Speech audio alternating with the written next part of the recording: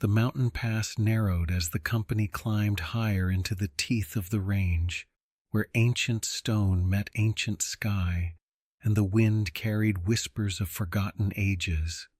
The air grew thin and cold, each breath a knife of ice in the lungs. Behind them, the valleys of Rivendell had long since faded into memory, replaced by a landscape of shattered granite and stubborn, wind-bent pines clinging to impossible slopes.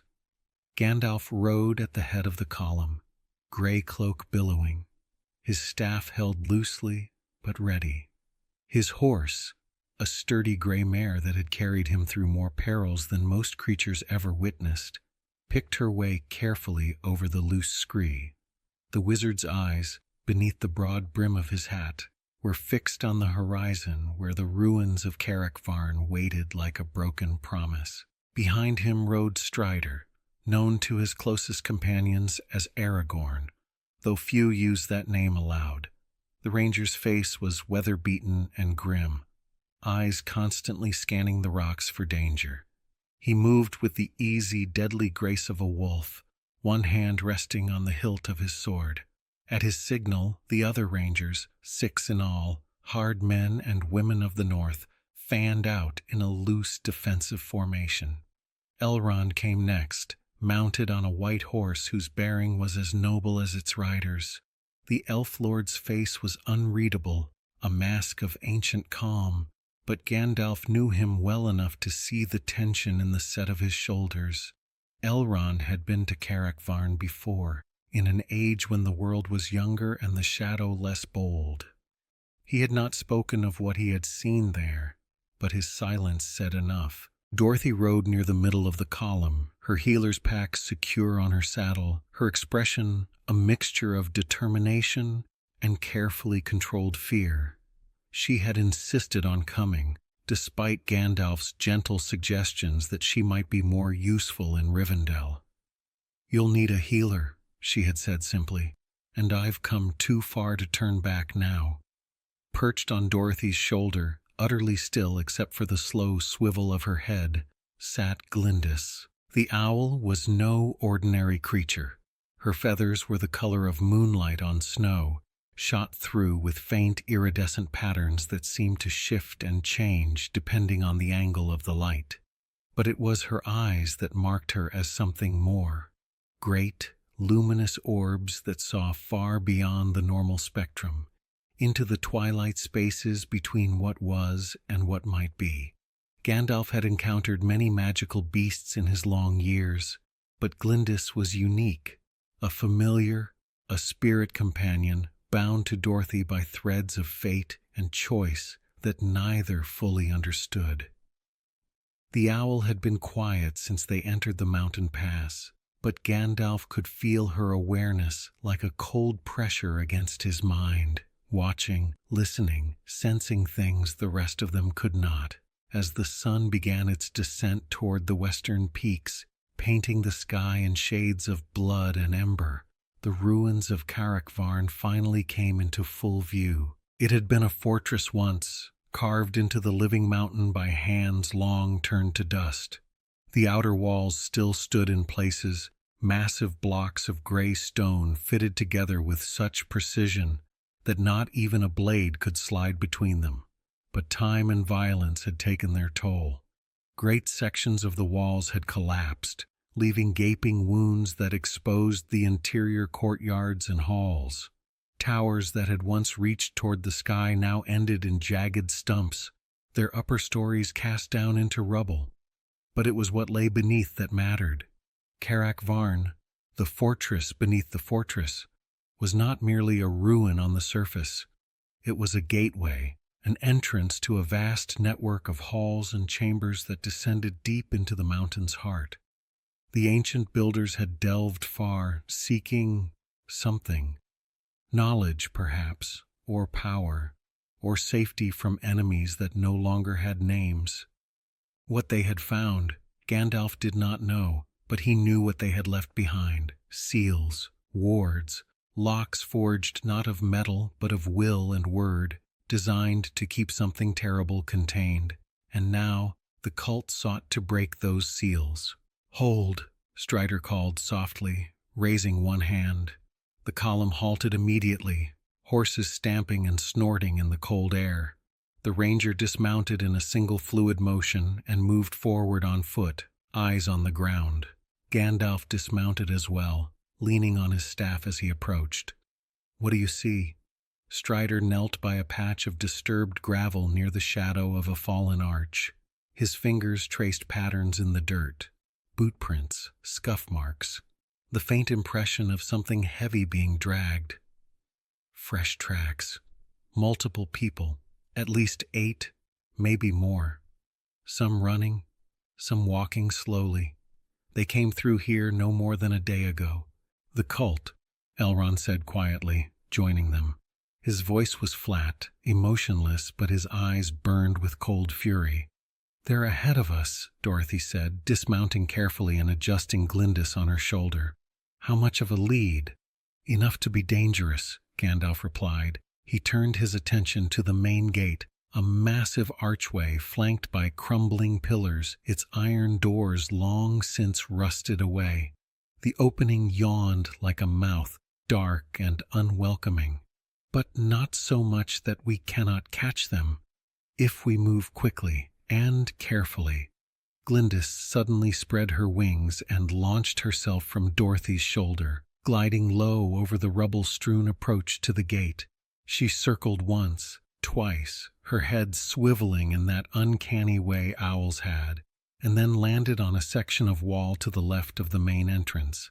The owl's eyes began to glow, a faint violet-white luminescence that seemed to pulse in time with some unheard rhythm. She stared at a patch of apparently unremarkable stone, her gaze unblinking. "She's found something," Dorothy said, moving forward. The others followed, weapons drawn, every sense alert. Gandalf reached the wall and placed his hand on the cold stone. For a moment, nothing happened. Then he felt it, a faint vibration, a sense of wrongness, as if the stone itself was holding its breath. "There's magic here, old magic, a glamour, hiding something from sight." He closed his eyes and spoke a single word in a language older than the kingdoms of men. The air shimmered and suddenly the wall looked different. Not solid stone, but a carefully constructed illusion masking a narrow opening, barely wide enough for a person to squeeze through sideways. "A hidden entrance," Strider said, impressed despite himself. "The cult's researchers were thorough, or desperate," Gandalf replied. He knelt and examined the ground near the secret door. More tracks leading inward. They didn't use the main gate, too obvious, too well warded. But this is cleverness, or insider knowledge.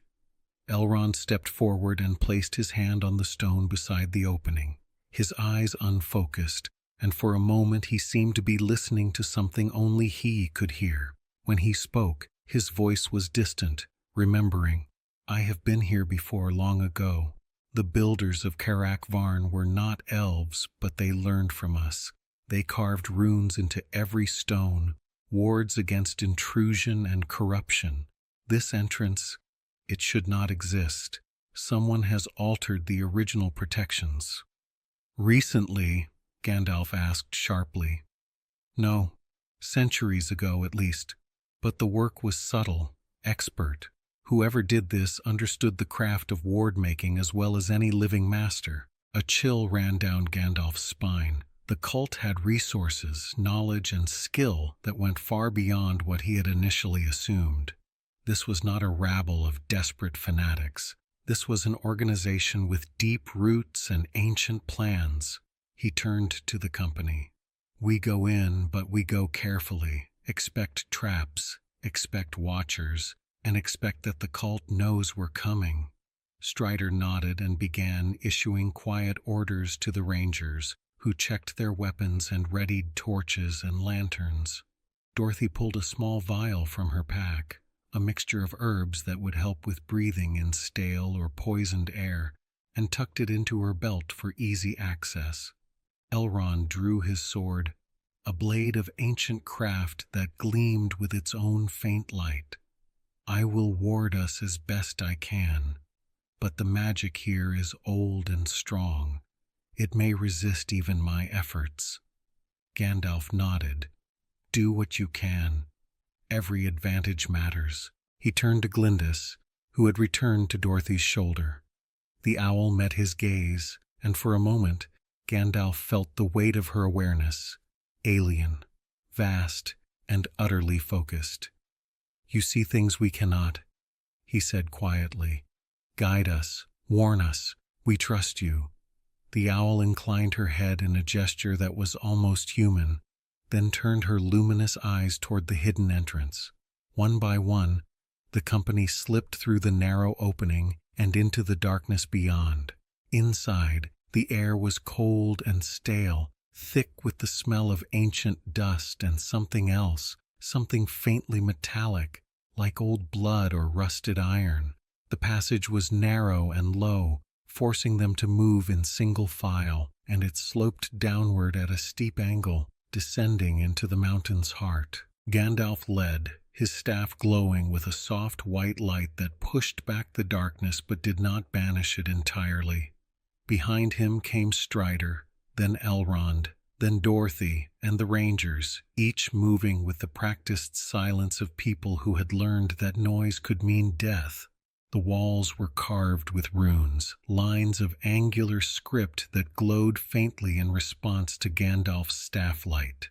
He paused occasionally to read them, his lips moving soundlessly as he translated the ancient words. "What do they say?" Dorothy whispered. "Warnings," Gandalf replied quietly. "Turn back. Go no further. Death waits below." The usual sort of thing you'd expect from people trying to keep others out. He paused at one particularly dense cluster of runes and frowned. "But there's more. A riddle or a test. Only those who remember may pass. Only those who know the price may enter." "The price of what?" Strider asked. "That," Gandalf said grimly, "is what we need to find out." They continued downward. The passage widened slightly, opening into a small vestibule where 5 other corridors branched off in different directions. More runes covered the walls, and in the center of the floor was a circular design. A lock, Gandalf realized, carved directly into the stone. He knelt and studied it closely. The design was intricate, layers upon layers of interlocking symbols that formed a pattern both beautiful and terrifying. At the center was a single word in the high tongue of the elves. Enor, Middle Earth. "This is the first seal," Elrond said, joining him. "The outermost ward. It's designed to test intent, to separate those who seek knowledge from those who seek power." "And how do we pass it?" Strider asked. Elrond's expression was troubled. "I'm not certain. The mechanism should require a spoken password, a phrase in the old tongue. But the runes have been altered. Someone has changed the lock." Gandalf examined the alterations closely. They were subtle, almost invisible unless you knew what to look for. A line extended here, a curve deepened there, but the effect was profound. "They've made it easier to open, but also more dangerous. The lock will still test us, but it will accept answers it would not have accepted before." "The cult's doing?" Dorothy asked. "Almost certainly." Gandalf straightened and looked at the 5 branching corridors. "They've been here, they've studied this place, and they've prepared the way for whatever they're planning." Glyndis suddenly hooted, a sharp, urgent sound that echoed strangely in the confined space. The owl launched from Dorothy's shoulder and flew to the entrance of the leftmost corridor, landing on a broken piece of stone. Her eyes blazed with that eerie violet light, and she stared into the darkness beyond. "She wants us to go that way," Dorothy said. Gandalf nodded slowly. "Then that's the way we'll go. Glyndis sees what we cannot. If she says that's the path, I believe her." He approached the corridor entrance and held up his staff. The light intensified, revealing a long passage that descended even more steeply than the entrance tunnel. The walls here were smoother, almost polished, and covered with more runes, but these were different. Older, stranger. Elrond sucked in a sharp breath. These are not wards. These are records, histories, written by the builders. What do they say? Gandalf asked. Elrond moved closer, his fingers tracing the ancient script. His voice was soft, almost reverent. They speak of a darkness, a shadow that came from the deep places of the world, before the sun and moon were made. The builders sought to contain it, to seal it away where it could never escape. They delved deep, carving halls and chambers, and at the very bottom. He paused, his face pale. They built a prison, and they locked something inside. The company was silent, the weight of those words settling over them like a shroud. And now the cult wants to open that prison, Strider said quietly. Yes, Gandalf said. His voice was grim, but there was steel in it, determination and resolve. Which is why we must reach it first. We must ensure that whatever is sealed, there remains sealed. He turned to face the company, his eyes moving from face to face. This will not be an easy journey. The deeper we go, the more dangerous it will become. The wards will test us, the darkness will try to break us, and the cult will fight to stop us. He paused. If anyone wishes to turn back, do so now. There is no shame in it. No one moved, no one spoke. The silence was answer enough. Gandalf allowed himself a small smile. Good, then let's finish what we came here to do. He turned and began walking down the corridor, his staff blazing with light, Glyndis flying just ahead, a pale ghost in the darkness. Behind him the company followed, descending into the mountain's heart, into the ancient halls of Karak-Varn, where secrets and shadows waited in equal measure, and far below, in chambers that had not seen light in 1,000 years, something stirred, something old, something patient, something that had been waiting for this moment for a very, very long time. The corridor descended in a long, winding spiral, the stone walls closing in until they walked in near darkness despite Gandalf's staff light. The air grew colder with each step, and heavier, thick with a pressure that had nothing to do with depth and everything to do with the weight of accumulated years.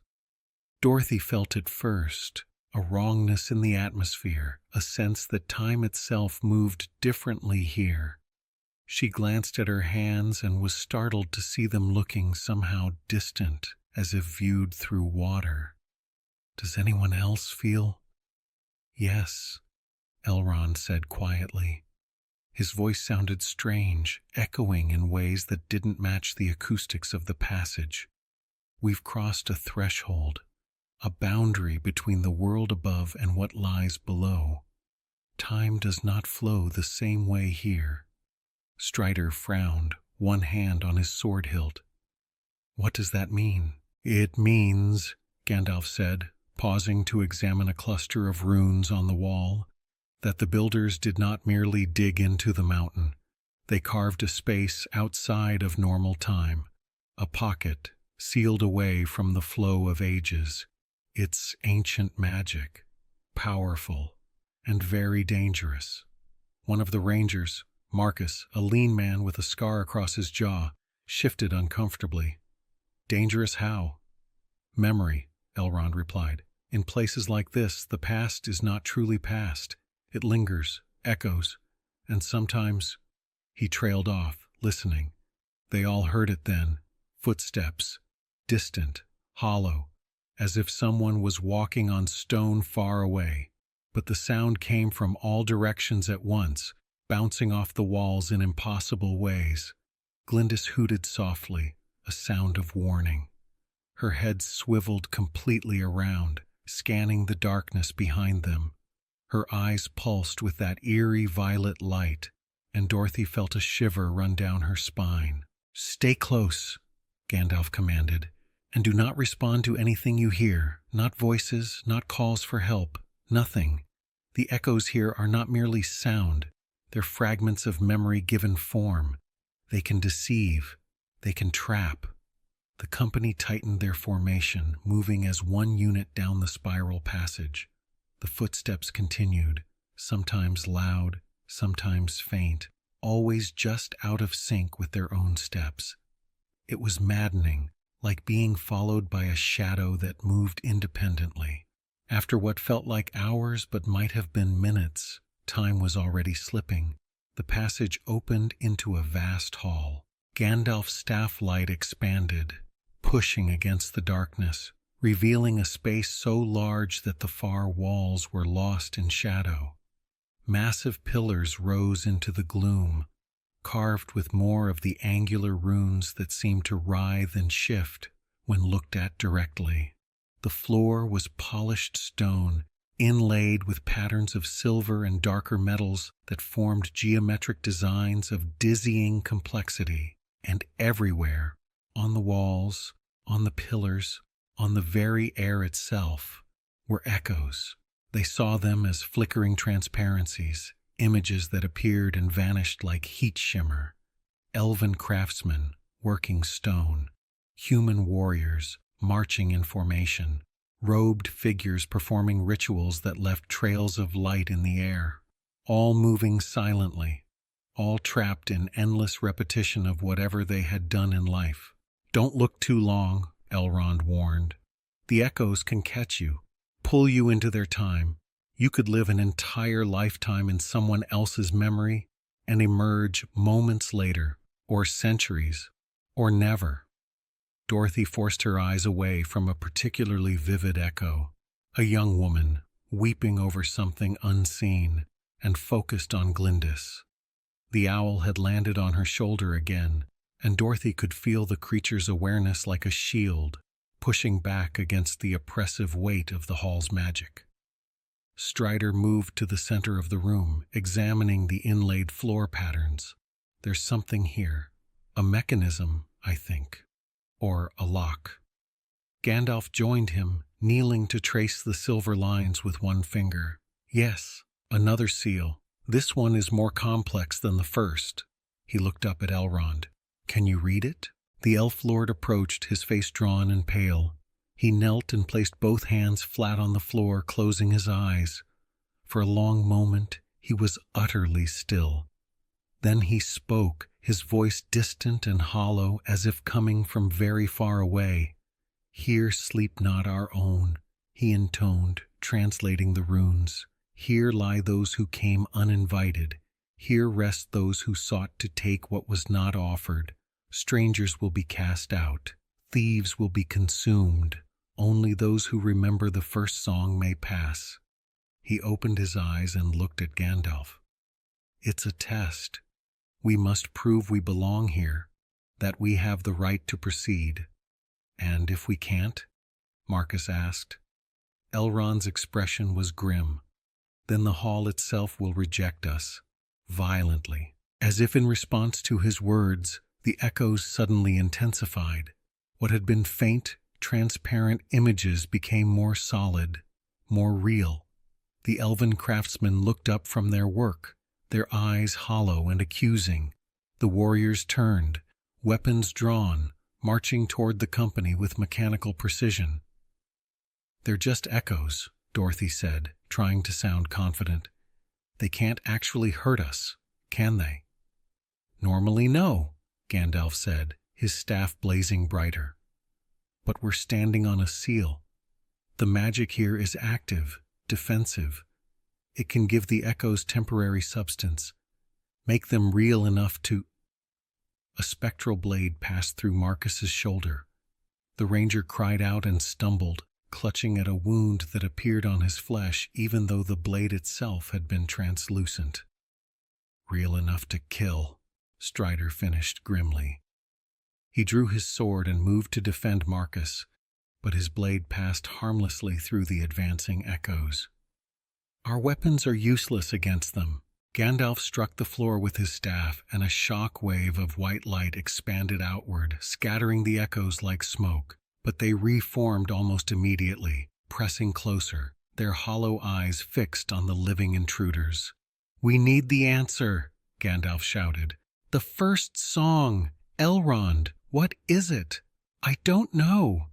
For the first time since Dorothy had met him, the Elf Lord sounded truly afraid. There were many songs at the beginning of the world. Which one is meant? The song of creation? The song of awakening? The song of... Glyndis suddenly spread her wings and launched herself into the air. She flew in a tight circle around the company, her eyes blazing with that impossible violet light. And then she began to sing. It was not a sound any owl should have been able to make.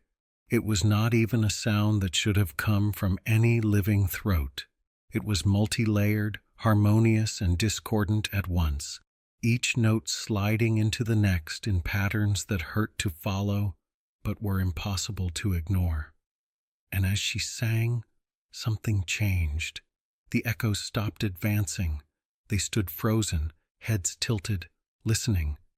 The oppressive weight of the hall's magic lifted slightly, like a hand releasing a strangled throat.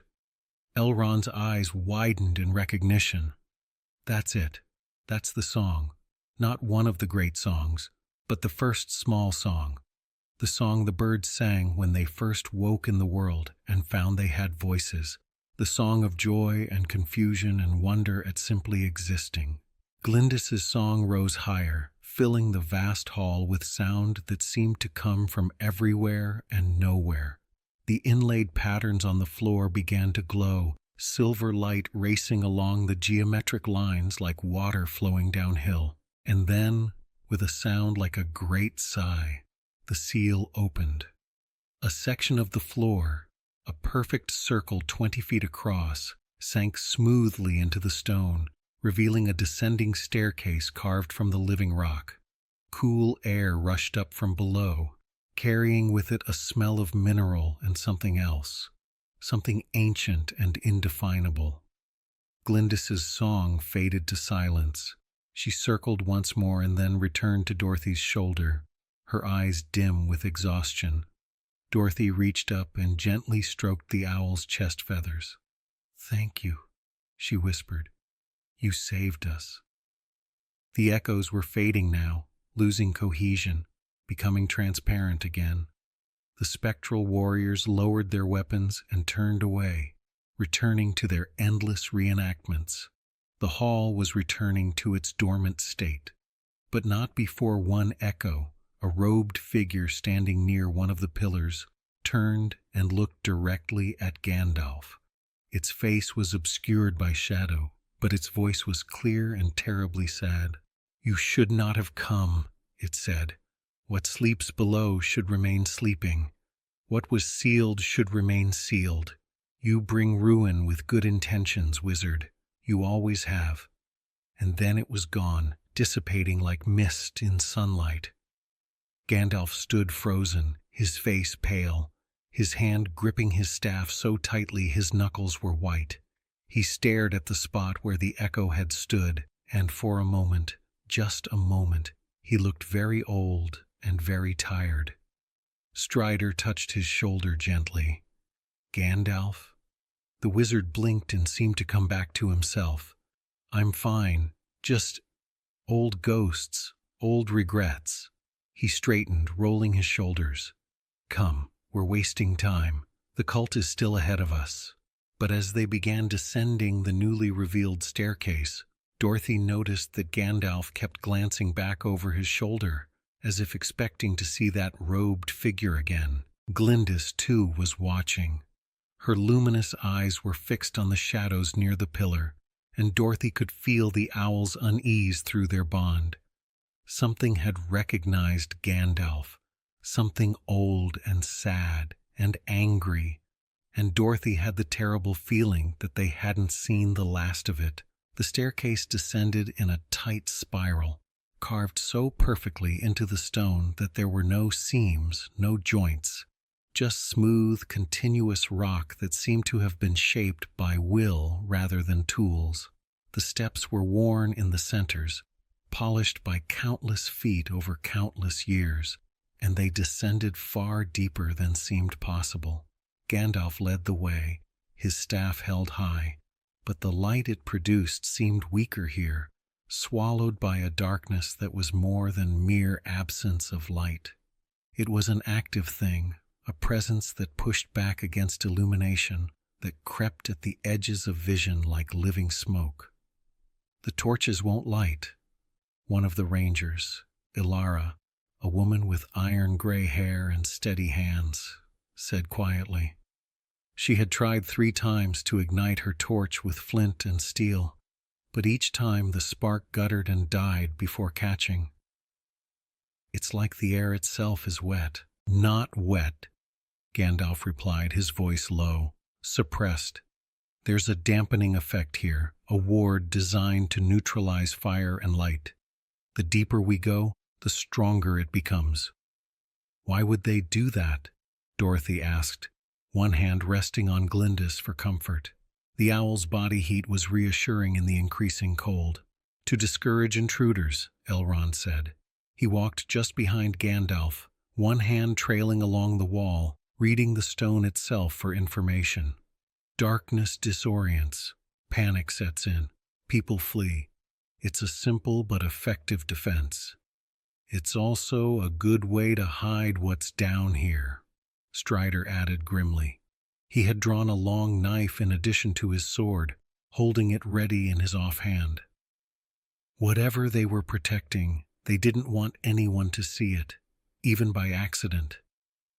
The stairs continued downward, and downward, and downward, after what felt like an eternity, though Dorothy's internal sense of time was completely unreliable in this place. They reached a landing. The stairs ended at a wide platform overlooking a vast open space that descended far below. The air here was cold enough to see breath, and it carried a faint smell of ash and something metallic. Gandalf moved to the edge of the platform and held his staff out over the void. The light revealed a terrifying sight. They stood at the top of what could only be described as a shaft, a perfectly circular hole carved into the mountain, so deep that the bottom was lost in absolute darkness.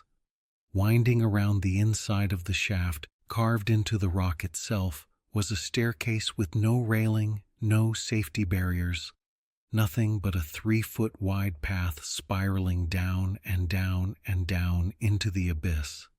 And scattered across the visible portions of the staircase, heaped against the walls in small piles, were the remains of those who had come before.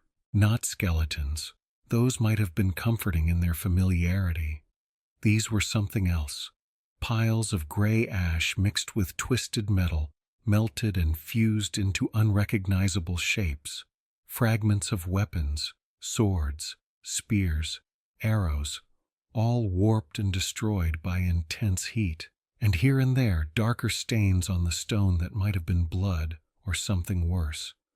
"What happened here?" Marcus whispered, his earlier bravado completely gone. Elrond knelt and examined the nearest pile of ash. He picked up a piece of melted metal and turned it over in his hands, his expression thoughtful and deeply troubled. "There was a battle, recently, relatively speaking. Within the last few weeks, I would guess. The cultists tried to descend, and they triggered the defensive wards." "What kind of wards?" Strider asked, already scanning the walls and ceiling for signs of magical traps. "Fire runes," Gandalf said, pointing with his staff at nearly invisible markings carved into the rock at regular intervals along the descending staircase. "Ancient, powerful, and still active. Anyone who doesn't know the counterspell, or who moves too quickly or makes too much noise, triggers them. The result is..." He gestured at the piles of ash. "Instantaneous incineration." Dorothy felt her stomach turn. How many were there? 8, Elrond said quietly, examining other ash piles. "Maybe 10. Some of the remains are too fragmentary to distinguish individuals. And the rest of their group made it through? Strider's voice was skeptical. Some of them must have, Gandalf said. He moved carefully along the edge of the platform, examining the staircase's entrance. See here? Fresh footprints in the dust. At least 3 people passed this way after the wards triggered. They stepped over their dead companions and kept going. Fanatical, Ilara muttered, shaking her head. Or desperate. Both, Gandalf said, which makes them even more dangerous.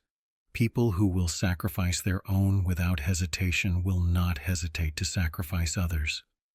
He turned to face the company, his expression grave. We must cross this descent. There is no other way forward, but we must do it carefully, slowly, and in complete silence. The fire runes respond to vibration as well as proximity. One mistake, and we all burn. The weight of his words settled over them like a shroud. Dorothy looked at the narrow, spiraling staircase and the infinite darkness below and felt her courage waver. One misstep, one stumble, and there would be nothing but empty air and a fall that would last long enough to contemplate every regret of her life before the impact. Glyndis stirred on her shoulder, and Dorothy felt a pulse of reassurance through their bond. The owl's eyes were glowing again, that eerie violet luminescence that saw beyond normal sight. She can see them? Dorothy said suddenly. The fire runes. Glyndis can see where they are. Gandalf turned to the owl, studying her with those keen gray eyes that missed nothing. Can you guide us? Show us the safe path? Glyndis hooted once, a sound that Dorothy had learned meant agreement, and launched herself from Dorothy's shoulder.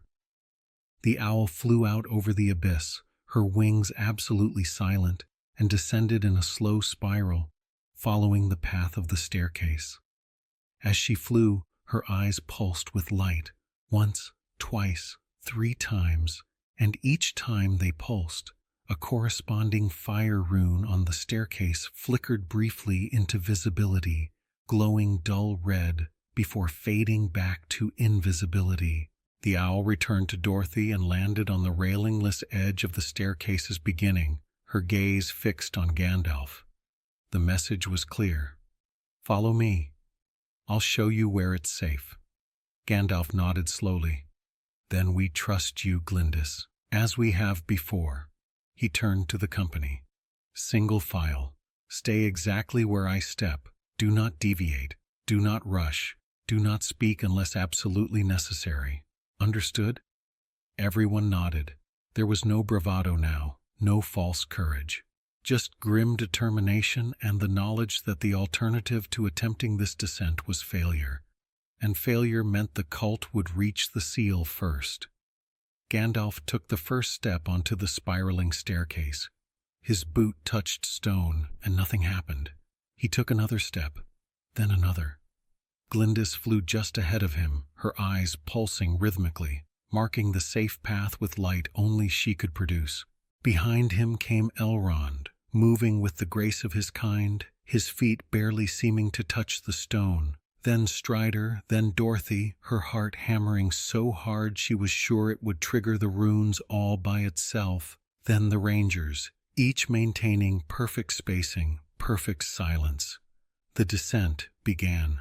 It was the most terrifying experience of Dorothy's life. The staircase was barely wide enough for one person, and without any railing or barrier, every step felt like walking on the edge of oblivion.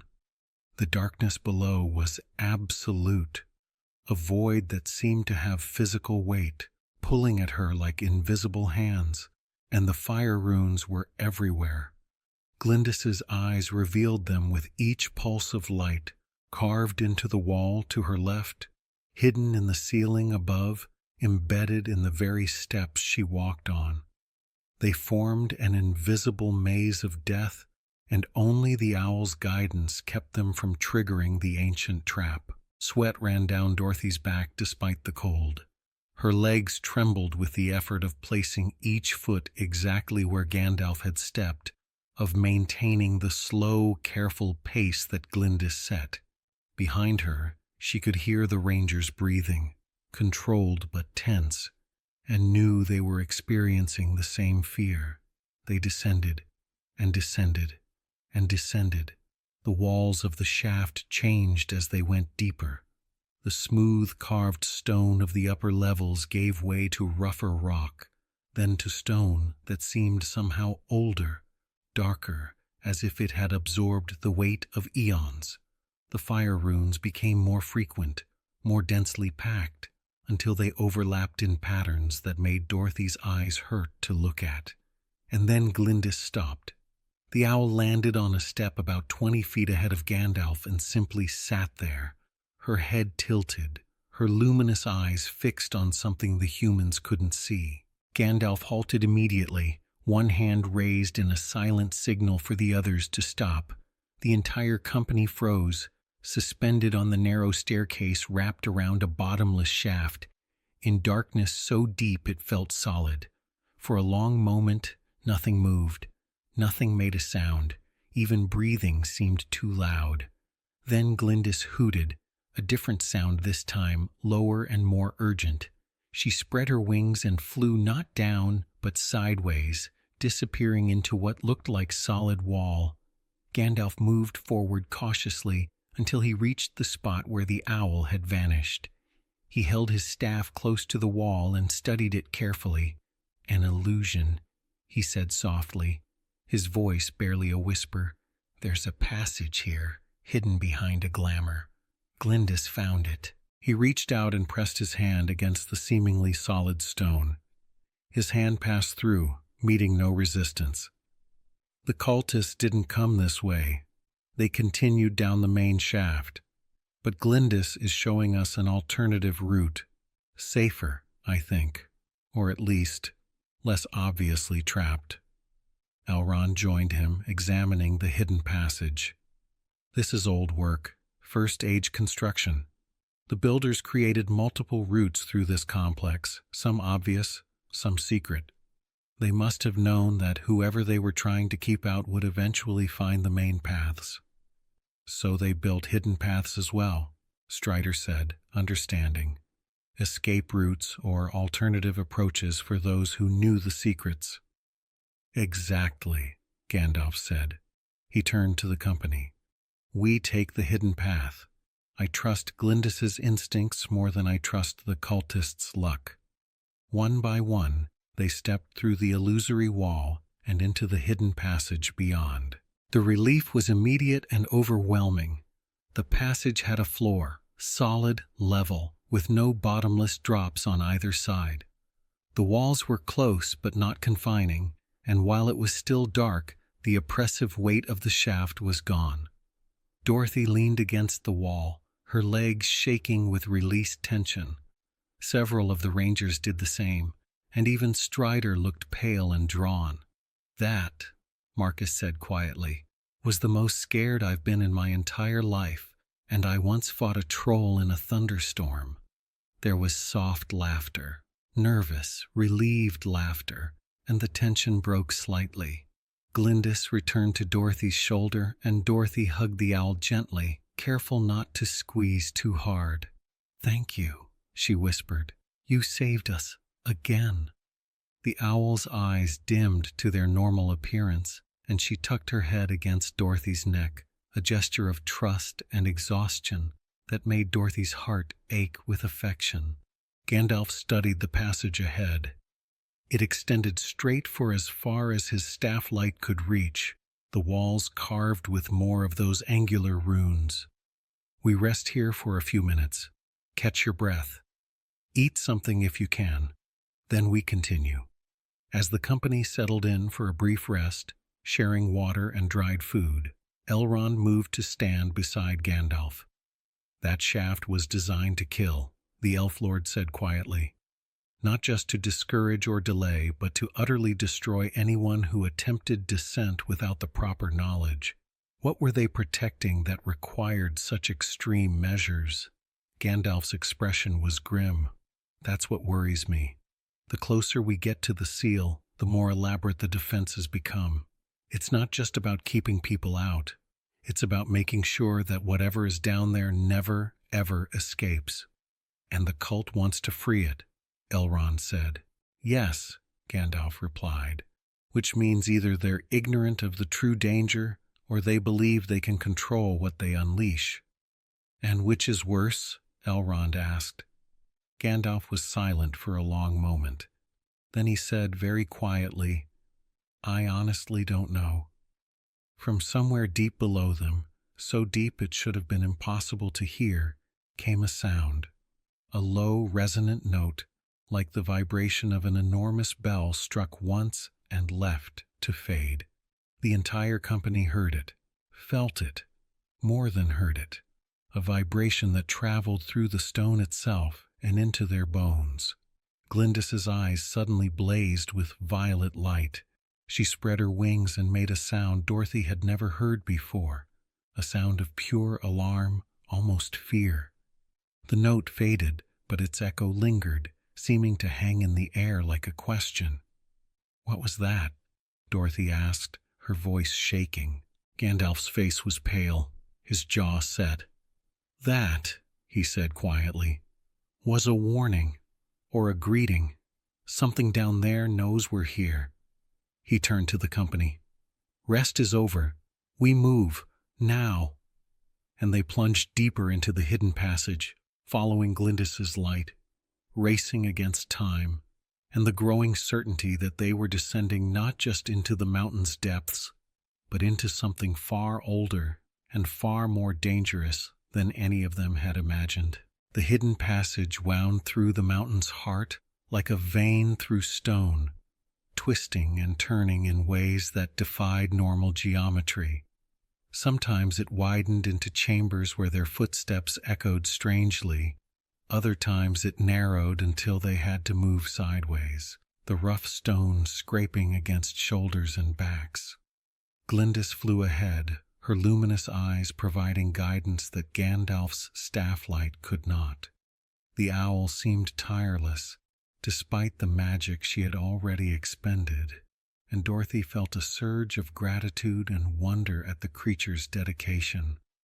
They had been walking for what felt like hours, though time remained unreliable in these depths, when the passage opened abruptly into a chamber so vast that even Gandalf's enhanced staff light could not reach the far walls. The wizard held up one hand, signaling a halt. The company stopped immediately, weapons ready, every sense alert.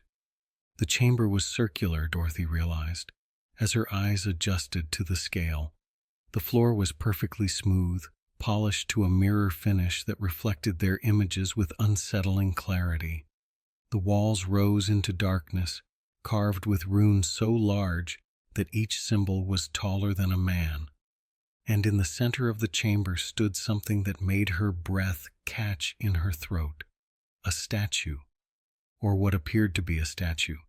It was roughly humanoid in shape, but massive, easily 20 feet tall, carved from stone that seemed to absorb light rather than reflect it. Its surface was covered in glyphs that glowed with a faint, pulsing amber light, like embers in dying fire. The figure stood perfectly still, its head bowed, its arms hanging at its sides. But there was something about its posture, a coiled tension, a readiness, that suggested it was not merely decorative. A guardian, Elrond breathed, his voice barely a whisper. A golem. I've heard of such things, but I've never seen one. They were crafted in the First Age by the greatest artificers, given purpose and will but no true life. They cannot be killed because they were never alive. Gandalf approached slowly, staff held defensively before him. Can it be reasoned with?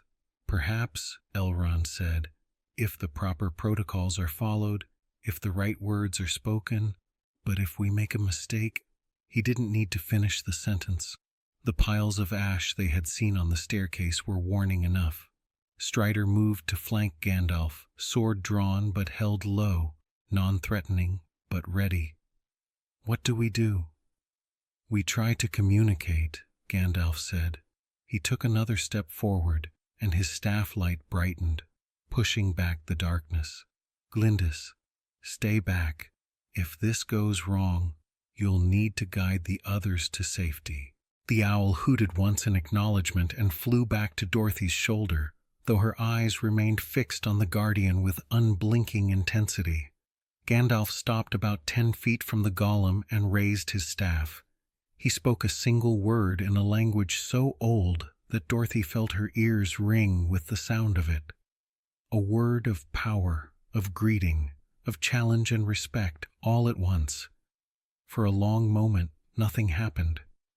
Then the Guardian's head lifted, slowly, ponderously, like a mountain deciding to move. The amber glyphs on its surface flared brighter, and twin points of golden light appeared in the shadowed hollows where its eyes should be. The golem's gaze fixed on Gandalf, and when it spoke, its voice was like grinding millstones, each word a rumble of stone against stone. "Who walks here?" It wasn't quite a question, more like a statement of challenge, a demand for identity and justification. Gandalf stood his ground, though Dorothy could see the tension in his shoulders. "I am Gandalf, called Mithrandir by some, the Grey Pilgrim by others. I walk here with companions in pursuit of those who would break the seals and free what should remain bound." The golem's eyes flickered. "Many have said such words. Many have lied." "I do not lie," Gandalf said firmly. "Test me if you must, but know that time is short, and those we pursue may already have reached the lower chambers." The Guardian was silent for a moment, processing.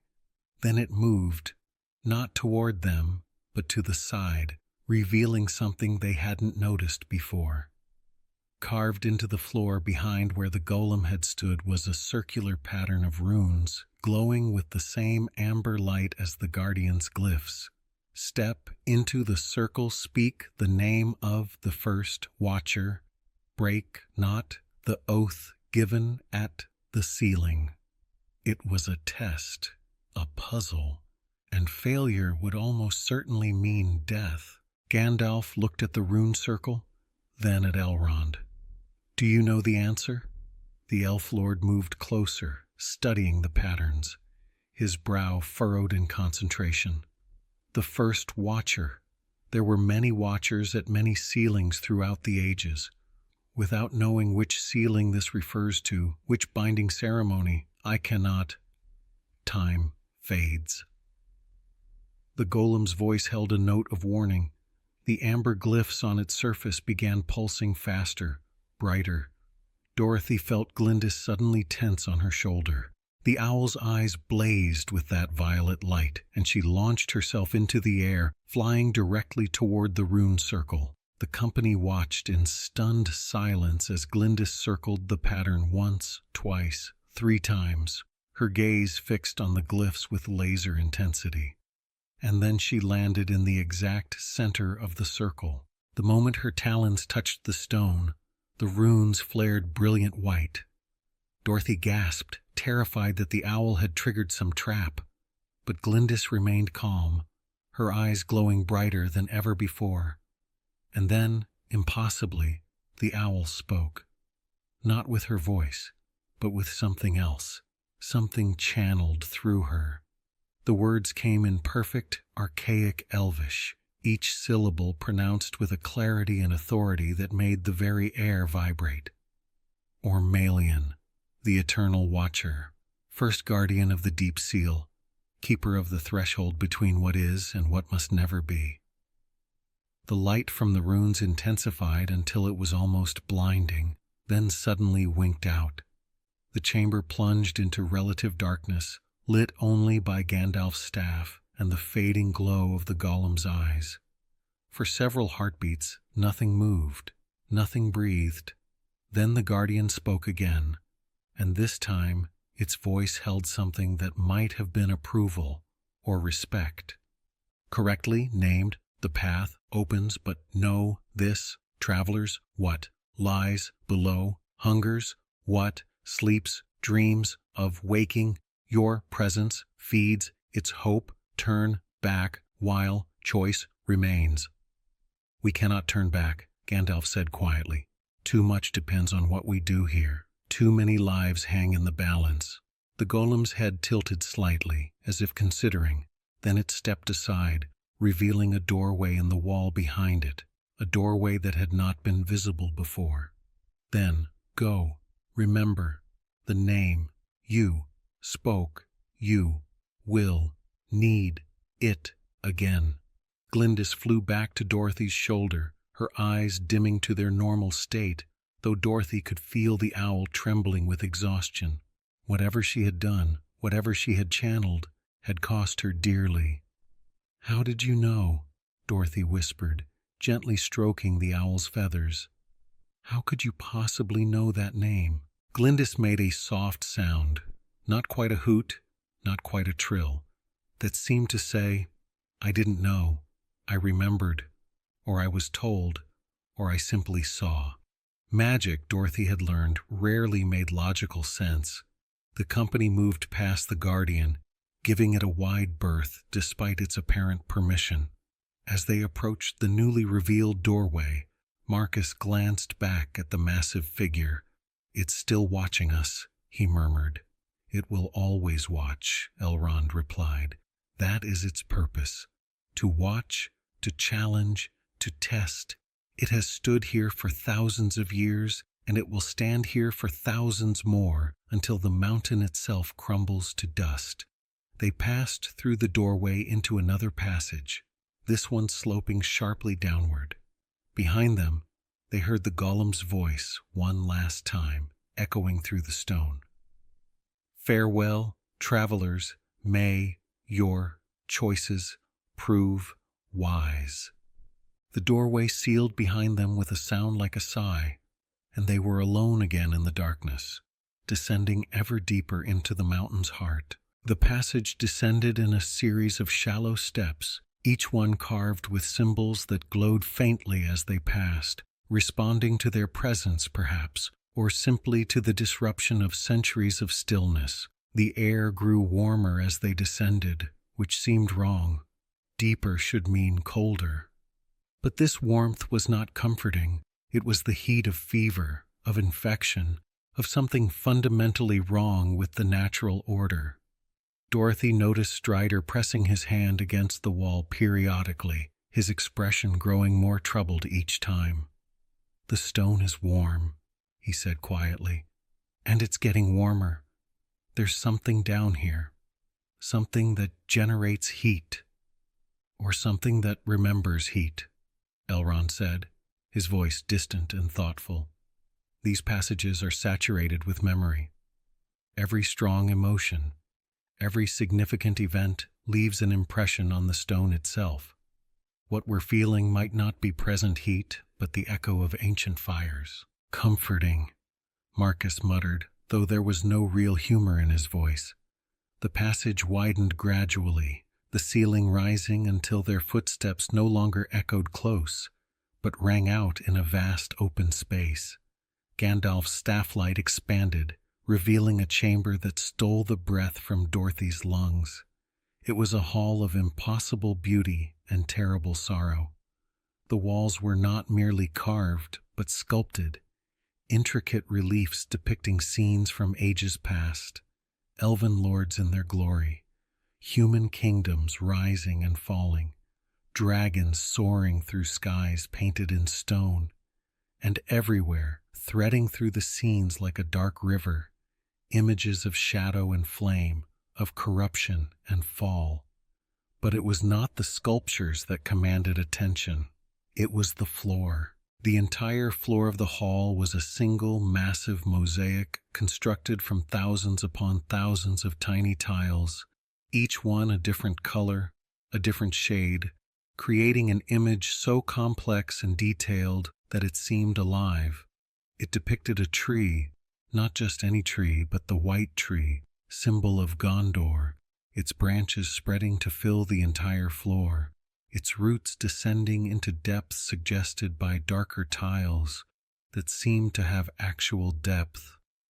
And in the center of the tree, where trunk became root, was a circle of deep crimson tiles that pulsed with faint light, like a heart beating slowly. "Don't step on the red tiles," Elrond said immediately, his voice sharp with warning. "That's a trigger, a magical trap or seal of some kind." But even as he spoke, Glyndis, who had been resting quietly on Dorothy's shoulder, suddenly stirred. Her eyes opened wide, blazing with violet light more intense than Dorothy had ever seen. The owl's head swiveled, tracking something invisible, and then she launched herself from Dorothy's shoulder with a cry of alarm. "Glyndis, wait!" Dorothy called out, but it was too late. The owl flew directly toward the center of the hall, toward the crimson heart of the tree mosaic. And as she crossed the threshold of the outer branches, something changed. The air shimmered. Reality wavered like heat haze over desert sand. And suddenly, Dorothy wasn't standing in the hall anymore. She was somewhere else, someone else. Dorothy stood in a forest glade bathed in golden afternoon light. The trees around her were in full bloom, their branches heavy with white flowers that filled the air with a perfume so sweet it made her eyes water. Birds sang. A stream gurgled nearby, and sitting on a fallen log, looking directly at her with eyes full of sadness and recognition, was her mother. Her mother who had died 5 years ago. "Dorothy," her mother said, her voice exactly as Dorothy remembered, warm, gentle, forever patient. "You shouldn't be here, sweetheart. This isn't your place. Not yet." Dorothy's throat closed. Tears burned in her eyes. "Mom, how is this? This isn't real." "Real?" Her mother smiled, that familiar half-sad smile she'd worn so often in her final days. "What is real, Dorothy? Memory is real. Love is real. The marks we leave on the world, on the people we touch, those are real. More real than stone or steel." She stood and walked toward Dorothy, and every instinct screamed that this was wrong. This was a trap. This was magic playing with her mind and heart. But she looked so real, so perfectly her mother, that Dorothy couldn't help but reach out. Their hands almost touched. "You're carrying so much guilt," her mother said softly. "You think you didn't do enough, didn't save me, didn't ease my pain. But sweetheart, you did everything. You were there. You held my hand. You made my last days bearable. That's all anyone can ask." "I should have done more," Dorothy whispered, the words torn from some deep place she'd kept carefully locked. "I'm a healer. I should have—" "Some things can't be healed," her mother said. "Some endings are meant to be endings. And that's not failure. That's just the way of things." She smiled again, and this time it was pure warmth, pure love. "Let go, Dorothy. Let go of the guilt. Let go of the need to save everyone. You can't. No one can. But you can be present. You can be kind. You can show up. And that's enough. That's always enough." Dorothy felt something break open in her chest, something that had been wound tight for years. She started to cry, really cry, the kind of deep sobs that felt like they'd been waiting a lifetime to escape. And her mother stepped forward and hugged her, and for just a moment, just one perfect, impossible moment, Dorothy felt safe and loved and forgiven. Then the illusion shattered. Dorothy gasped and stumbled, and strong hands caught her before she fell. She looked up to find Strider supporting her, his face full of concern. They were still in the hall, standing near the edge of the tree mosaic. "Easy," Strider said. "You're all right. You're back." "What happened?" Dorothy managed, her voice raw. "The circle," Gandalf said, moving to her side. His face was pale, his eyes haunted. It's a trap, but not of the body. It traps the mind, pulls you into illusions drawn from your own memories, your own regrets and guilts. Glyndis triggered it when she crossed the threshold. Dorothy looked around wildly. Where is she? Where's Glyndis? There. Elrond pointed. The owl was in the center of the hall, standing on the crimson heart of the tree mosaic, her eyes blazing with that impossible violet light.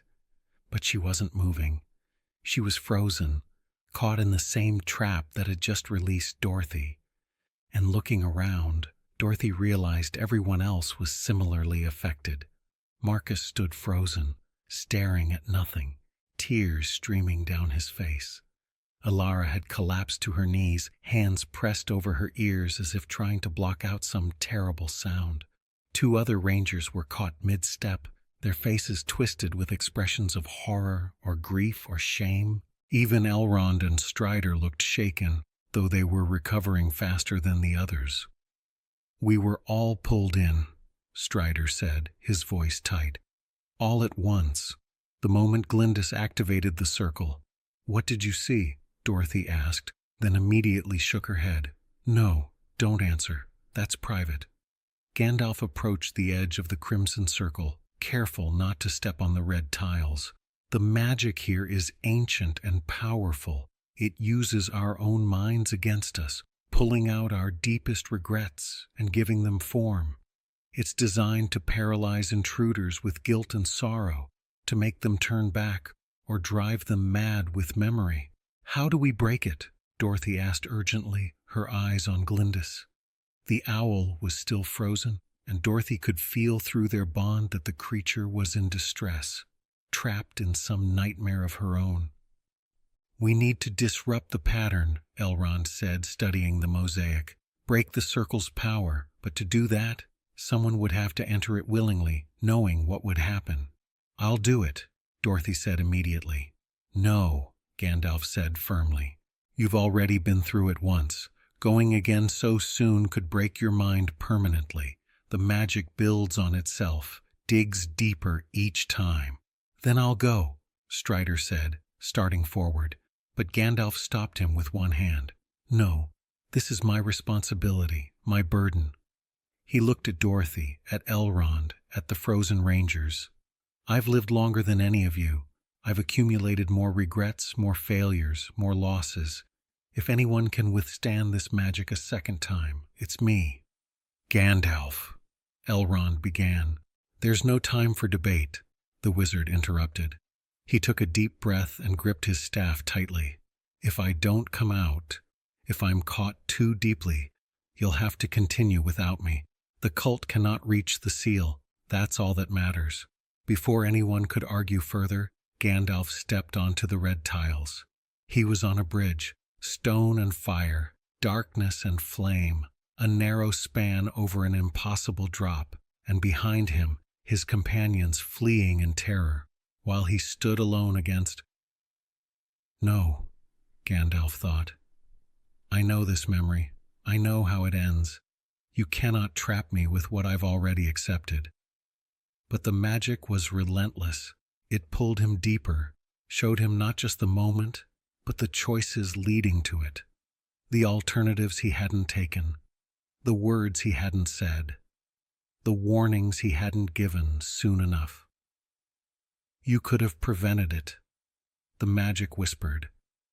You could have saved them all, but you were too proud, too certain of your own wisdom, too slow to act. And suddenly he was in Rivendell, years earlier, sitting across from Thorin Oakenshield, trying to convince the dwarf king not to go to Erebor, not to wake the dragon, not to set in motion the events that would lead to so much death. I should have tried harder, Gandalf thought. I should have... No. A new voice, clear and commanding, cut through the illusion. You should have nothing. You did what you could with what you knew. That is all anyone can do. The scene wavered. Gandalf turned and saw, impossibly, Glyndis. Not the owl, but something else, something vast and ancient wearing the owl's form like a cloak. Her eyes were stars, her wings were wind and shadow, and her voice was the sound of truth itself. "This magic feeds on regret," Glyndis said. "But regret is a lie. It pretends the past could be changed when in truth the past is the one thing that is forever fixed.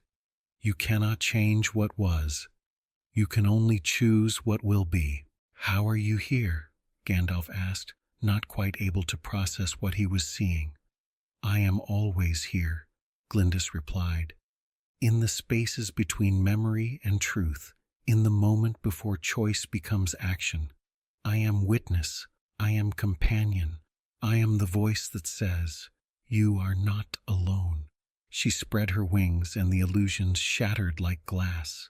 Gandalf gasped and fell to one knee in the center of the crimson circle. His staff blazed with white light so intense it hurt to look at directly. Around him the red tiles cracked, the magic breaking, the trap dissipating like smoke in strong wind. And suddenly everyone was free. The rangers gasped and stumbled, released from their private hells. Alara wiped tears from her face with shaking hands.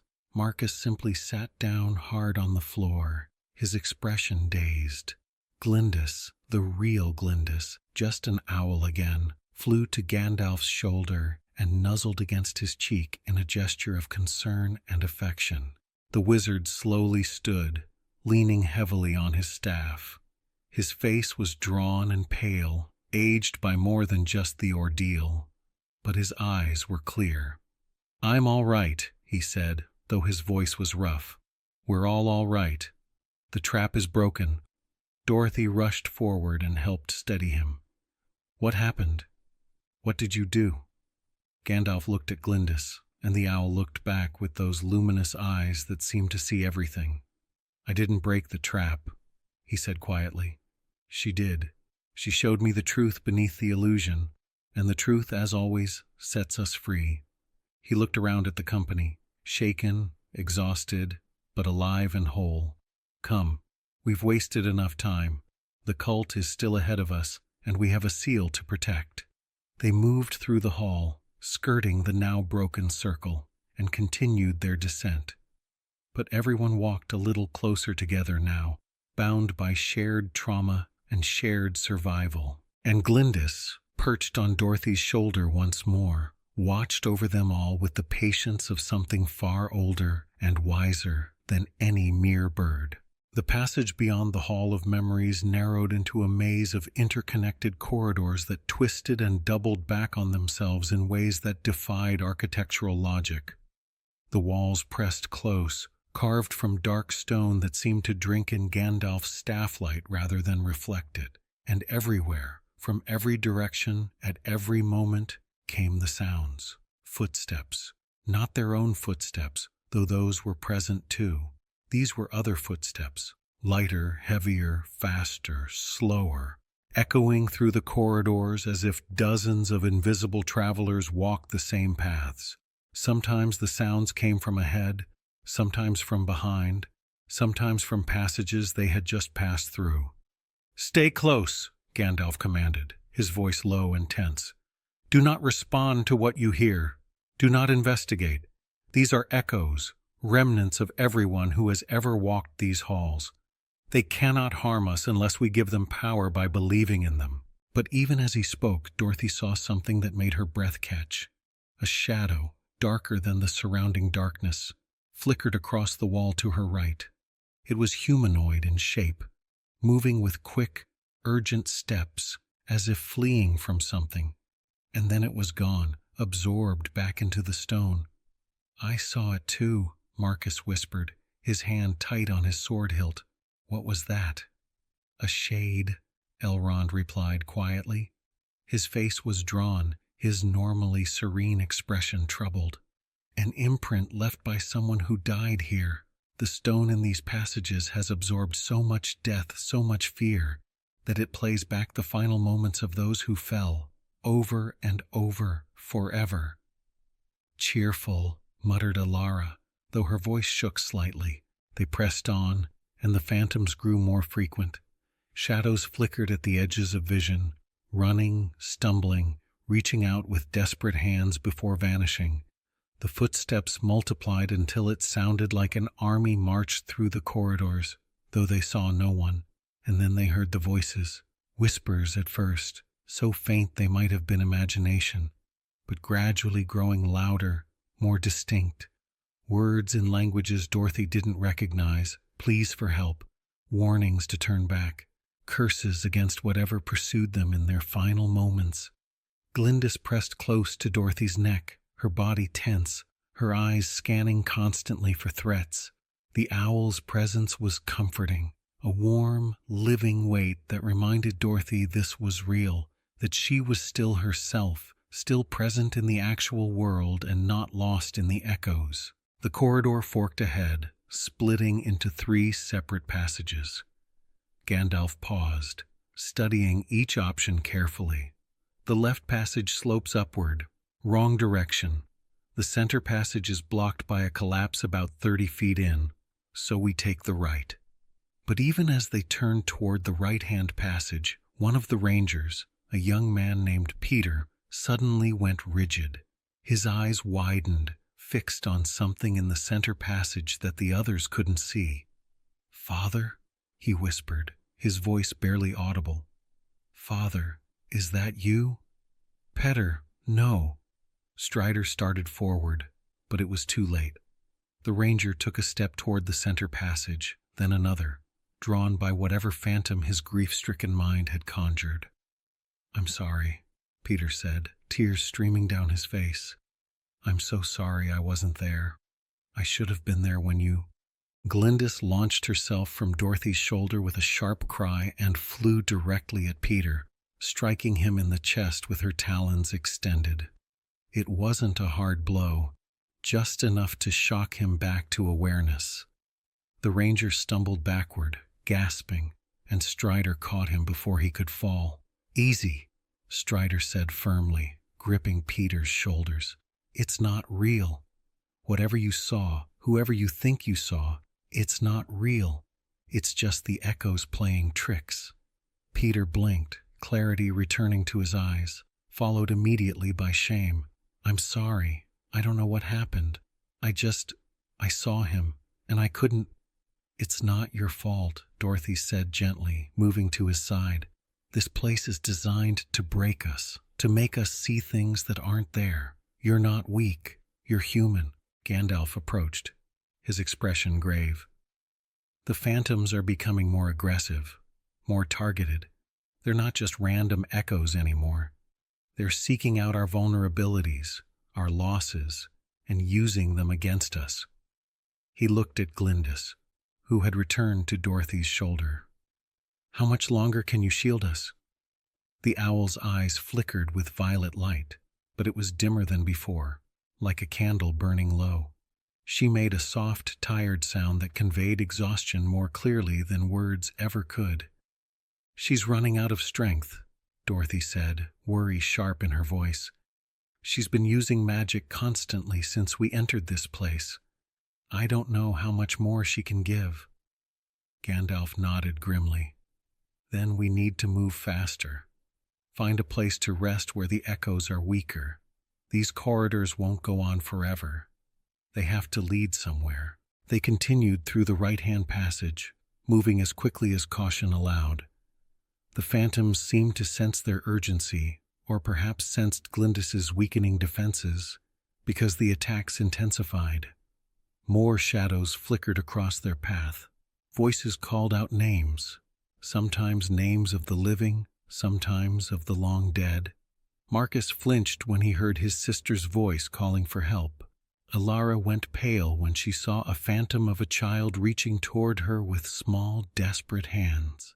But they pushed through, refusing to stop, refusing to engage with the illusions. And gradually, so gradually it was almost imperceptible, the corridor began to change. The walls grew less oppressive. The air smelled less of death and more of mineral and water. The phantoms became less frequent, their voices fading to distant whispers. And ahead, Dorothy could see a faint glow. Not the cold, dead light of the fire runes, but something warmer, almost natural. They emerged into a small chamber where water dripped from the ceiling into a clear pool in the center of the floor. The walls here were covered with luminescent moss that gave off a soft blue-green light, and most importantly, the oppressive weight of the phantom corridors was absent. This space felt clean, untainted by death. "We rest here," Gandalf announced, lowering himself to sit on a flat rock near the pool. He looked exhausted, more tired than Dorothy had ever seen him. 10 minutes, no more. Drink, eat if you can, and catch your breath." The company settled gratefully, some drinking from the pool. Elrond tested it first and declared it safe, others simply sitting with heads bowed, trying to process what they had just endured. Dorothy sat beside the pool and gently lifted Glyndis from her shoulder, cradling the owl in her lap. The bird's eyes were half closed, her breathing rapid and shallow. "You're exhausted," Dorothy whispered, stroking the soft feathers. "You've been protecting all of us, but you need to rest, too." Glyndis made a soft trilling sound and pressed her head against Dorothy's hand, a gesture of trust and affection that made Dorothy's eyes burn with tears.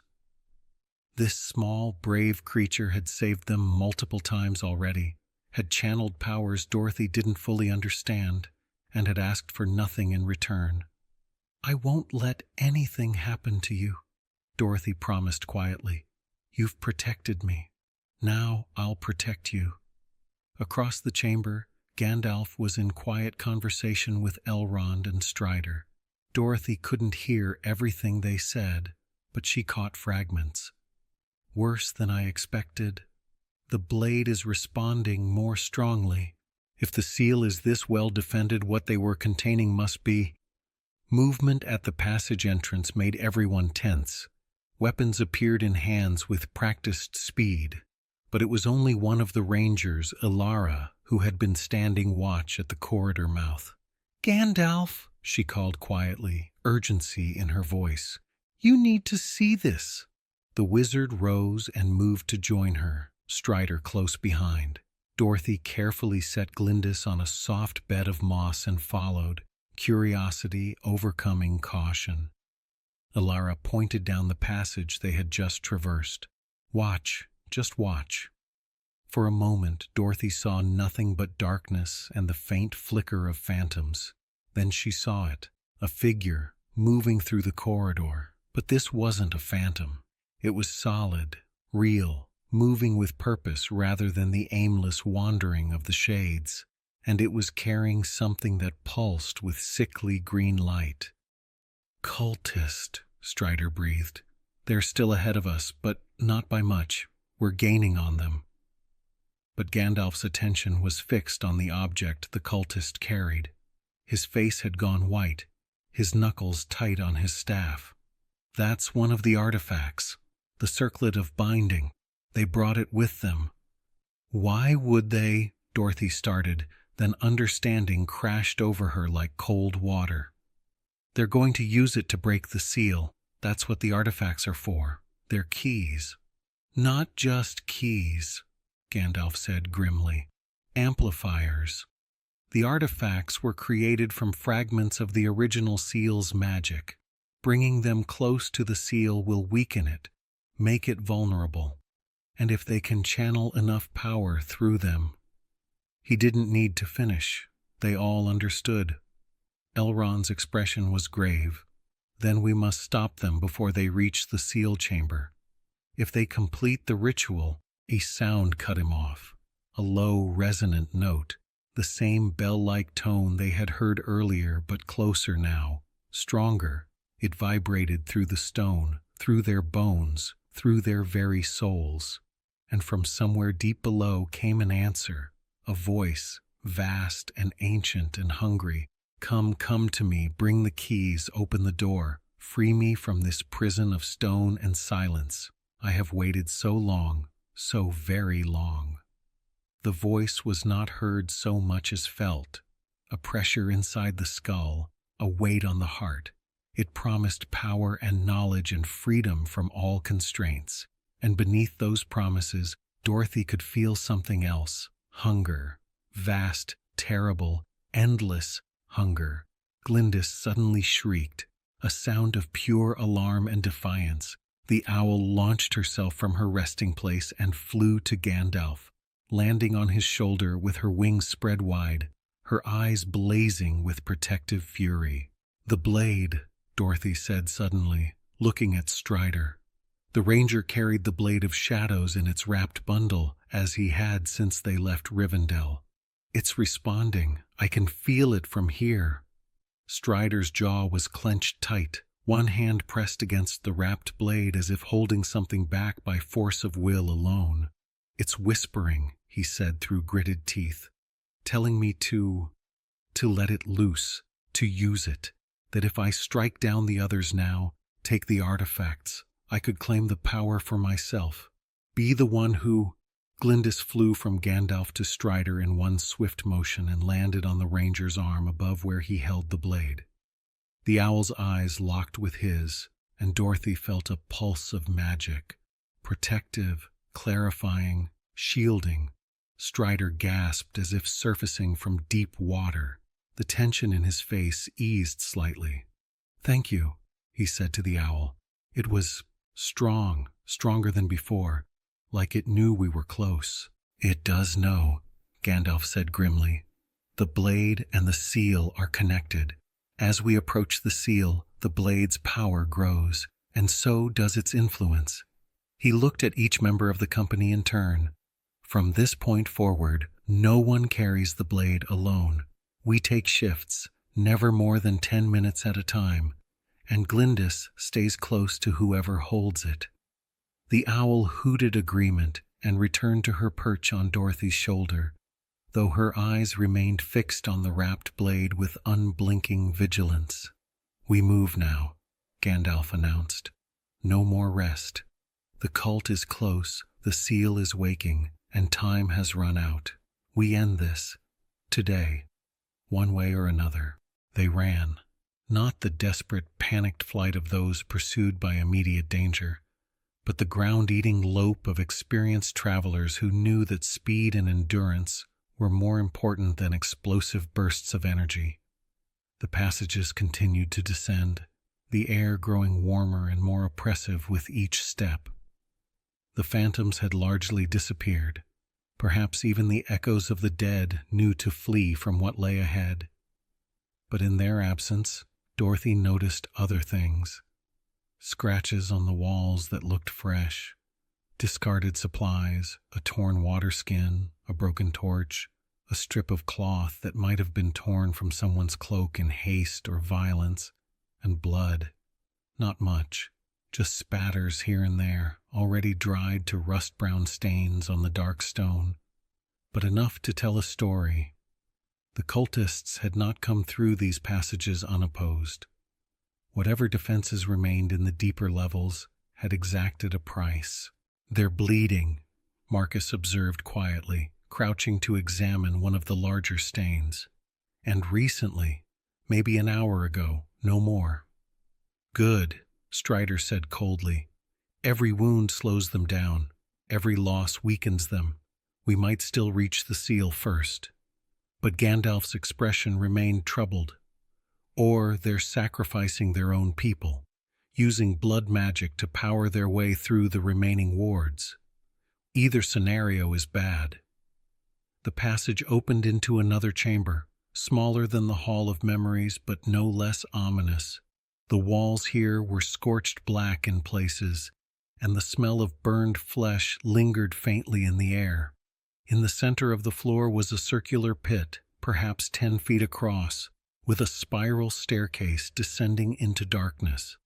And scattered around the pit's edge were bodies, not phantoms, not echoes, real bodies, 3 of them, still warm enough that steam rose faintly from their cooling blood. They wore the tattered remains of dark robes, and their faces were locked in expressions of terror and agony. Elrond knelt beside the nearest body, examining it with the clinical detachment of someone who had seen too much death to be shocked by it. "Killed by magic. Fire runes, I think," though these are different from the ones we encountered earlier. More targeted, more vicious. The cult triggered a trap, Strider said, moving to examine another body. Or they were sacrificed to disable it. Look, this one has ritual cuts on the palms, blood magic. Gandalf approached the pit's edge and peered down into the darkness. His staff light revealed stairs descending in a tight spiral, and at the very limit of visibility, something else, a faint green glow, pulsing rhythmically like a heartbeat. "They're close," he said quietly. "Very close. And they're already working on the seal." As if in response to his words, that deep bell tone sounded again. Closer now, loud enough to make Dorothy's teeth ache. And with it came that voice, vast and terrible. "Yes, closer. Bring the keys. Break the chains. I will reward you beyond your wildest dreams. Power, knowledge, immortality, all this and more shall be yours." Strider gasped and staggered, his hand going to the wrapped blade. The bundle was glowing now, a sickly green light seeping through the fabric, pulsing in time with that distant heartbeat.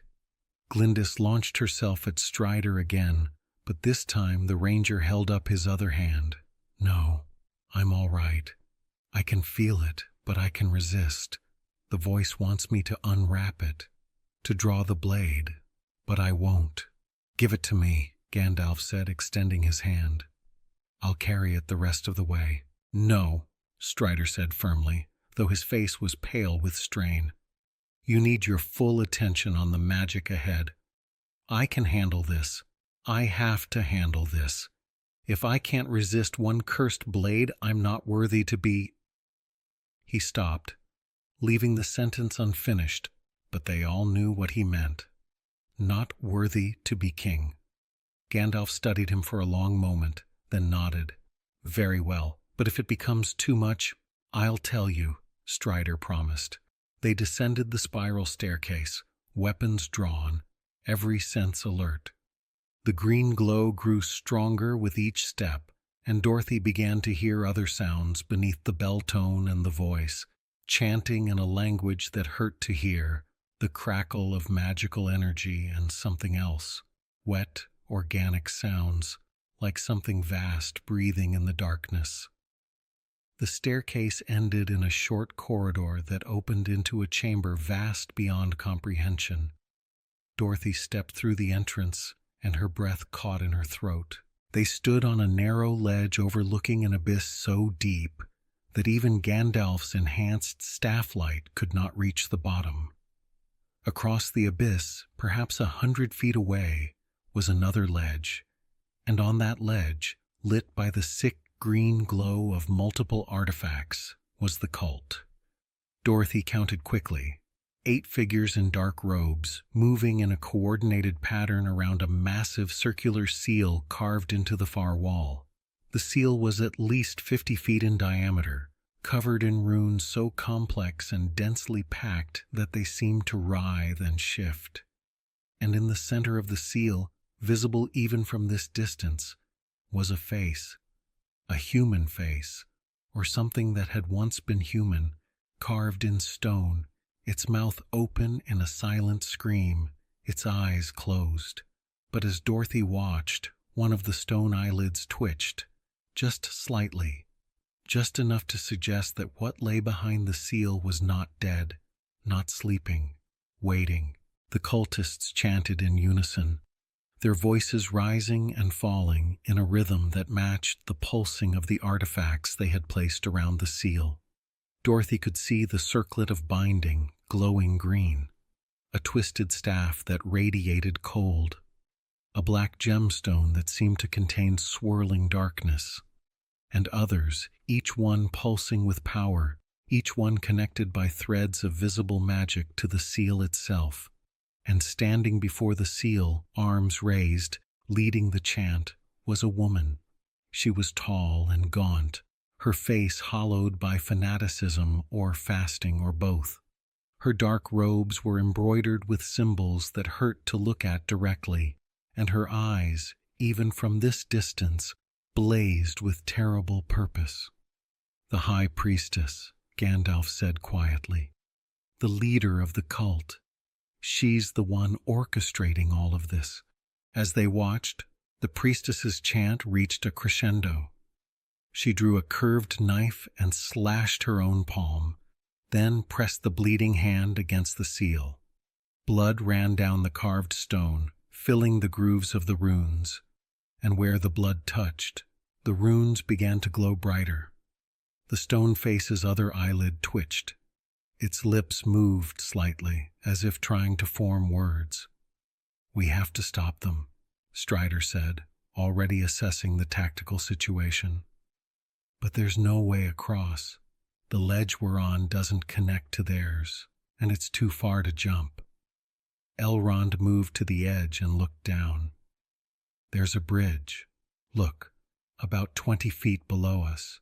It's partially collapsed, but it might still be passable."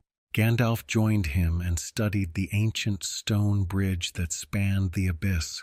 It had clearly been magnificent once, but time and violence had reduced it to a narrow, crumbling path with sections missing entirely. Crossing it would be dangerous. Crossing it while under attack would be near suicidal. "We don't have a choice," the wizard said. "That's the only way across. Strider, take the rangers and cross first, quietly, if possible. If you're spotted, you'll have to fight your way across and hold the far side long enough for the rest of us to join you." "And you?" Strider asked. "Elrond and I will work on a counterspell. If we can disrupt their ritual, weaken the connection between the artifacts and the seal, it might buy us time." Dorothy stepped forward. "What about me?" Gandalf looked at her, and something softened in his eyes. "You stay with Glyndis. Keep her safe. She's exhausted, and she's been our guardian throughout this entire descent. Without her, we'd all be dead or mad or lost in illusions. She deserves protection now." Dorothy wanted to argue, wanted to insist she could help more actively. But looking at Glyndis, the owl's eyes dim with exhaustion, her body trembling slightly, she knew Gandalf was right. "All right," she said quietly. "We'll stay here, but if you need healing, we'll call," Gandalf promised. Strider gathered the rangers with quick hand signals and began descending to the broken bridge. They moved with the practiced silence of people who had lived their entire lives on the edge of danger, each step carefully placed, each movement economical and precise. Gandalf and Elrond moved to one side of the ledge and began drawing symbols in the air with glowing light, preparing some complex spell that Dorothy's limited magical education couldn't identify. And across the abyss, the cult's chanting grew louder. The priestess pressed both hands against the seal now, blood streaming from her palms. The stone face's mouth opened wider, and from that carved throat came a sound, faint but unmistakable, of laughter. Glyndis suddenly went rigid on Dorothy's shoulder. The owl's eyes blazed with violet light so intense it hurt to look at, and she spread her wings wide, staring not at the seal but at the blade of shadows still wrapped and slung across Strider's back as he descended toward the bridge. And Dorothy felt through their bond what the owl was sensing. The blade was waking fully now, drawn by proximity to the seal and the power being channeled through it. It was fighting Strider's control, trying to break free, trying to— "Strider!" Dorothy shouted. "The blade! It's going to—" But she was too late. The fabric wrapping the blade suddenly tore apart as if slashed from within. The weapon sprang free, spinning through the air, its black surface drinking in the light. And from the blade came a pulse of pure malevolent will that struck Strider like a physical blow. The ranger stumbled on the narrow bridge, one foot slipping over the edge. For one terrible moment he teetered on the brink, arms windmilling, the blade spinning past him toward the abyss. Glyndis didn't hesitate. The owl launched herself from Dorothy's shoulder, with a cry that was half defiance and half fury. She dove, faster than Dorothy had ever seen her move, and her talons closed around the blade's hilt just before it would have fallen into the darkness. The moment she touched it, green light exploded outward. The owl shrieked in pain but held on, her wings beating frantically as she fought to stay airborne with the weight of the cursed weapon pulling her down. And from across the abyss came the priestess's voice, triumphant and terrible. "The final key. The blade comes to us at last. Seize it. Complete the ritual." Everything happened at once. Glyndis struggled in midair, the blade of shadows clutched in her talons, its malevolent power radiating outward in waves of sickly green light. The owl's wings beat frantically, but the weapon was dragging her down, pulling her toward the abyss with inexorable force. "Glyndis!" Dorothy screamed, running to the edge of the ledge. She reached out helplessly, knowing the owl was too far away, knowing there was nothing she could do. A rope sailed through the air. One of the rangers had thrown it with perfect precision. It wrapped around Glyndis's body, and 3 rangers hauled back hard, pulling owl and blade away from the drop. Glyndis released the blade the moment she was over solid ground, and the weapon clattered onto the stone, its green glow guttering but not dying. Strider had recovered his balance on the bridge and now stood frozen, staring at the fallen blade with an expression of horror and shame. "I couldn't hold it. I tried, but when it broke free—" "Not your fault," Gandalf said sharply, already moving toward the blade. "No mortal will could have held it against that pull. The seal is calling to it. They're connected." But before Gandalf could reach the weapon, a spear of green light shot across the abyss from the cult's position. It struck the stone inches from the blade, and a figure suddenly materialized beside it, one of the cultists, transported by magic, reaching for the weapon with grasping hands.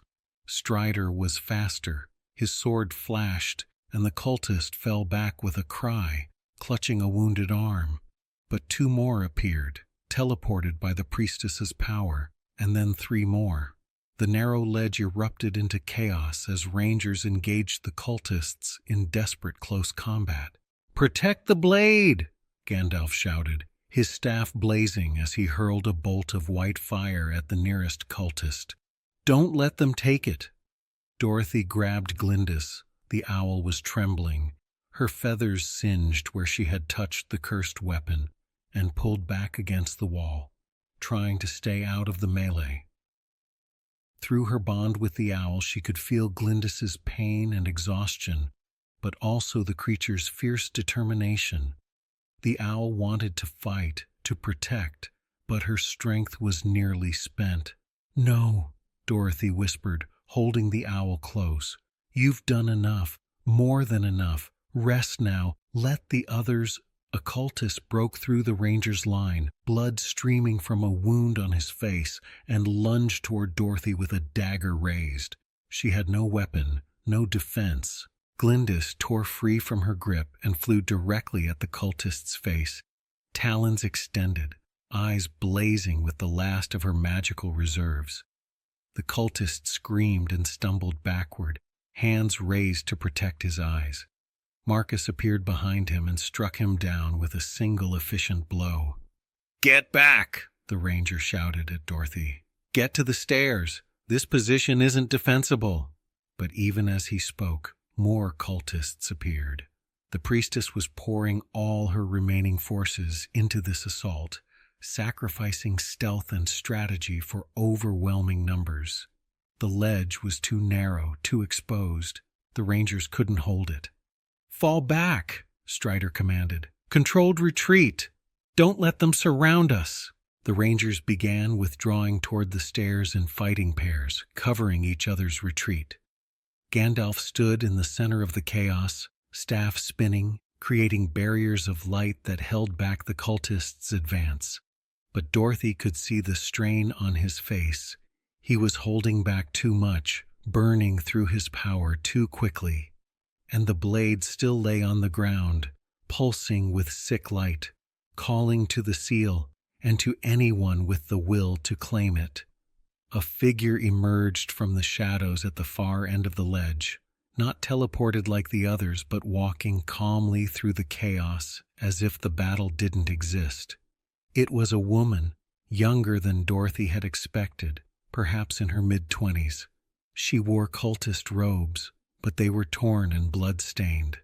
Her face was pale, hollow-cheeked, marked by recent suffering, and her eyes were terrified. She stumbled toward Gandalf, hands raised in supplication rather than attack. "Please," she gasped. "Please, I'm not. They left me to die." Strider's sword came up immediately, pointed at her throat. "Don't move." "I'm not armed," the woman's voice broke. "Look, no weapons, no artifacts. They took everything from me, left me in the storage chamber when I couldn't keep up, said I was useless, She swayed, and Dorothy realized the woman was on the verge of collapse. "It's a trick," Marcus said, his sword also drawn. "A distraction." But Gandalf was studying the woman with those keen gray eyes that saw far more than surface appearances. "No, she's telling the truth, or at least she believes she is." He lowered his staff slightly. "Who are you?" "Stella," the woman whispered. "My name is Stella. I joined the cult 6 months ago. They promised me power, knowledge, purpose. But it was all lies. Everything was lies. And when I started to doubt, when I tried to leave..." She touched her neck, and Dorothy saw a mark there, a brand in the shape of a twisted rune. "They marked me, bound me, said if I betrayed them the mark would kill me. And yet you're here," Elrond said, appearing beside Gandalf. His voice was not unkind, but it was skeptical. "Approaching us, warning us, if that's what this is. The mark hasn't killed you." Stella's laugh was bitter and broken. "Because they abandoned me. The binding requires active maintenance, regular rituals to keep it powered. When they left me behind, the mark started to fade. It still hurts, still burns, but it can't kill me anymore." She looked at Gandalf with desperate eyes. "Please, I know things about the ritual, about what they're trying to do. Let me help you stop them." "Why should we trust you?" Strider demanded. "Because I've seen what's behind the seal," Stella said, and her voice dropped to a horrified whisper. "They made us look, made us understand what we were trying to free. It's not a person. It's not even a spirit or demon. It's something else, something older, and if they succeed, if they break the seal..." She shook her head, tears streaming down her face. "The world won't survive it. Nothing will." A massive explosion of green light from across the abyss interrupted the conversation. The priestess had intensified her ritual. The artifacts around the seal were glowing so brightly they hurt to look at, and the stone face embedded in the seal was moving now, its carved features shifting as if the stone itself was becoming flesh. "We don't have time for this," Gandalf said decisively. He looked at Stella. "If you want to help, then help. Tell us quickly. How do we disrupt the ritual?" Stella's eyes widened with hope and relief. "The artifacts, they're connected to the seal through blood magic, the priestess's blood specifically. If you can sever that connection, break even one of the links, the whole ritual will collapse.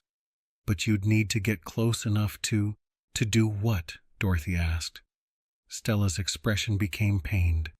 "To disrupt the blood flow. To injure the priestess badly enough that she can't maintain the spell. Or to..." She swallowed hard. "To kill her." "We're not assassins," Elrond said sharply. "Then you'll lose," Stella replied, meeting his gaze. "I've seen this ritual performed in smaller forms, on test subjects. Once it reaches critical mass, nothing can stop it. The seal will break, and whatever has been imprisoned for thousands of years will be free." Gandalf was silent for a moment, his jaw tight. Then he said, "There may be another way. The artifacts are amplifiers. They magnify the priestess's power and focus it on the seal. But amplification works both ways. If we could reverse the flow, turn the artifact's power back on the wielder, it would destroy her," Stella finished. "And probably everyone in the ritual circle. Yes, that could work, but you'd need to access the artifact network from inside. You'd need someone who understands the ritual structure well enough to—" "You," Dorothy said suddenly. "You could do it. You were part of the cult. You know how their magic works." Stella went pale. I'm not that skilled. I was barely an initiate. I don't know if but you know more than we do," Gandalf said gently but firmly. "And right now, you're the best chance we have." He looked at her steadily. "I'm asking you to risk your life, to go back to the people who abandoned you and betrayed you, and to sabotage their greatest work. No one would blame you if you refused." Stella was silent for a long moment, trembling. Then she straightened, and some of the fear left her eyes, replaced by determination. "They promised me purpose. Well, I found it. Tell me what to do." The plan was desperate, dangerous, and probably suicidal, but it was all they had. Stella would cross the bridge. The cultists wouldn't attack her immediately, would assume she was returning to the ritual, and get as close to the artifact circle as possible. Once there, she would use a disruption spell that Gandalf taught her in frantic whispered instructions. It wouldn't be powerful, she didn't have the skill for that, but if she could create even a moment of chaos, break the priestess's concentration for just a few seconds, it might be enough. And in that moment, Gandalf and Elrond would strike with everything they had. A combined spell designed to shatter the artifact network and turn its power back on the cult. It was a plan with a dozen ways to fail and only one narrow path to success. "What about the blade?" Dorothy asked, looking at the cursed weapon still lying on the ledge, surrounded by fallen cultists. "Leave it," Gandalf said. "We can't risk anyone touching it again. When this is over, if we survive, we'll deal with it then." Stella began moving toward the broken bridge. She walked slowly, shoulders hunched, playing the role of defeated, exhausted cultist returning to her masters. The rangers watched her go, weapons ready in case this was all an elaborate betrayal. Dorothy stood with Glyndis cradled in her arms, feeling the owl's heartbeat fast and fluttering against her chest. "We're going to survive this," she whispered, not sure if she was trying to convince the owl or herself. "We have to." Glyndis made a soft sound, not agreement, not disagreement, just acknowledgement. Stella reached the bridge and began crossing. The structure swayed under her weight, and pieces of stone crumbled and fell into the abyss. But she kept moving, step by careful step, while across the chasm, the priestess continued her ritual, unaware of the threat approaching from behind. Or perhaps not unaware, perhaps simply too committed to the ritual to stop now, believing that nothing could prevent what was already in motion. Stella reached the far side and stood on the cultist's ledge. For a moment, no one reacted. She was just another robed figure among many. She began moving slowly around the edge of the ritual circle, getting into position. "Ready," Gandalf said quietly to Elrond. The two began weaving their spell, hands moving in complex patterns, words of power spilling from their lips in whispered chorus. Across the abyss, Stella reached her position. She raised her hands, and one of the cultists noticed her, shouted, pointed. The priestess's head snapped around, recognition and fury blazing in her eyes. "Traitor!" she screamed. "Kill her!"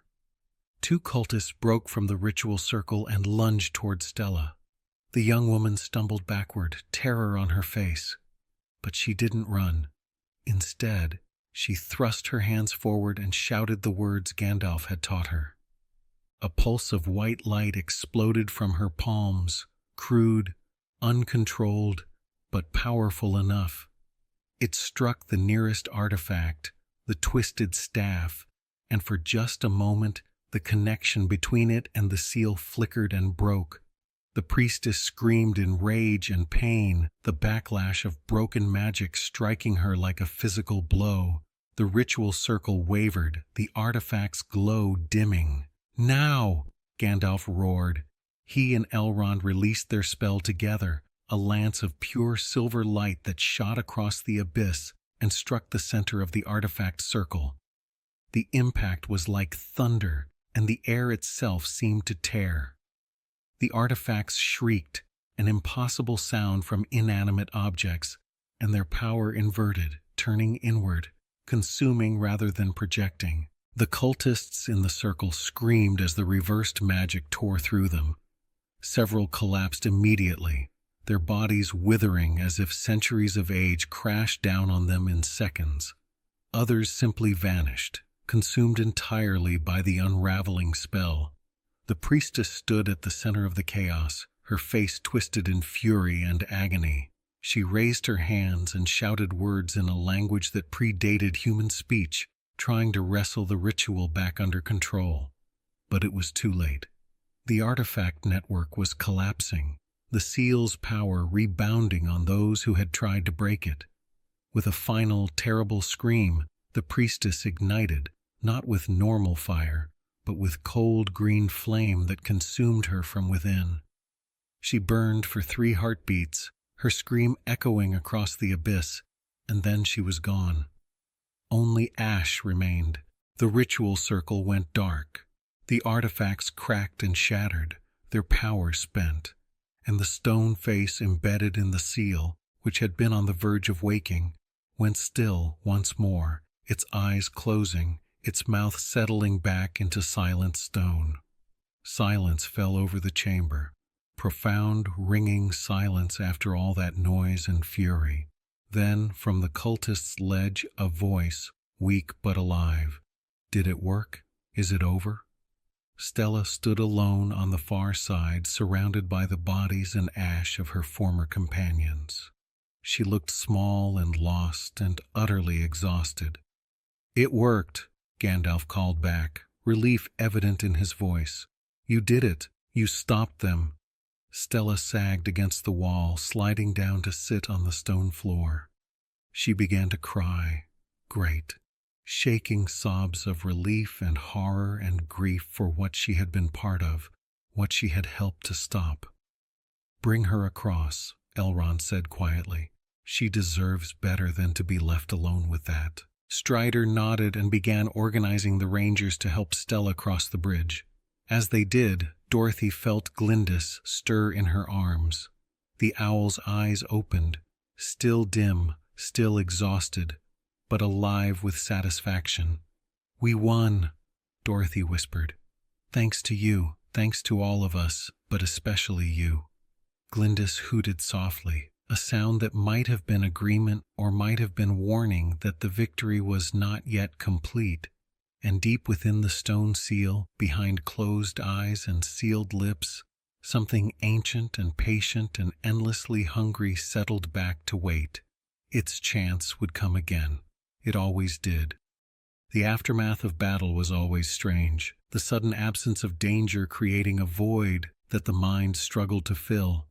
Dorothy sat on the ledge, still cradling Glyndis, watching as the rangers worked to help Stella across the treacherous bridge. The young woman moved slowly, shock settling over her now that the immediate crisis had passed. Gandalf and Elrond stood near the Blade of Shadows, which still lay where it had fallen. The weapon no longer glowed, its connection to the ritual broken, but neither wizard seemed willing to touch it. "We can't leave it here," Elrond said quietly. "Even dormant, it's too dangerous. Another group might come, might try again." "And we can't destroy it," Gandalf replied. "We've already established that, which means we have only one option: reinforce the seal, make it stronger than it was, strong enough that no ritual, no matter how powerful, can break it from the outside. You're talking about first-age magic, Elrond said, his voice troubled. Binding spells that require sacrifice and will. Do you even know the proper forms anymore? Gandalf was silent for a moment. Then he said very quietly, I know enough, or I can learn. The seal itself will teach us, if we listen to it. He turned to look at the massive circular seal on the far wall. The stone face was still, peaceful almost, but Dorothy could feel something emanating from it. Not malevolence exactly, more like awareness. The seal was not just a barrier, it was a prison, yes, but also a guardian, a watcher. Stella reached their side of the bridge, supported by two rangers. She looked worse up close, face hollow, eyes haunted, movements mechanical with exhaustion. Marcus guided her to sit near Dorothy, and the young woman slumped against the wall gratefully. Thank you, Dorothy said gently. What you did, it took incredible courage. Stella laughed, a sound without humor. Courage? I was terrified. I still am. Every moment I expected the binding mark to activate, to burn through my throat and kill me for betraying them. But it didn't. The priestess must have been maintaining all the marks personally. When she died, she touched her neck where the rune brand still marked her skin. I'm free. Actually free. For the first time in months. What will you do? Dorothy asked. After this? Stella shook her head slowly. I don't know. Go home, I suppose, if my family will take me back after what I did. Try to rebuild, to be something other than what the cult made me. She looked at Dorothy with raw honesty. I don't know if I can. I don't know if someone like me, someone who chose to join them, who participated in their rituals, deserves a second chance. Everyone deserves a second chance, Dorothy said firmly. The fact that you're asking that question means you're already different from who you were. That's where redemption starts, with the question, not the answer. Glinda stirred and hopped from Dorothy's lap onto Stella's knee. The young woman froze, startled, as the owl looked up at her with those luminous eyes. Then, very gently, Glyndis pressed her head against Stella's hand, a gesture of comfort, of forgiveness. Stella's face crumpled, and she began to cry again, but quietly this time, with less desperation.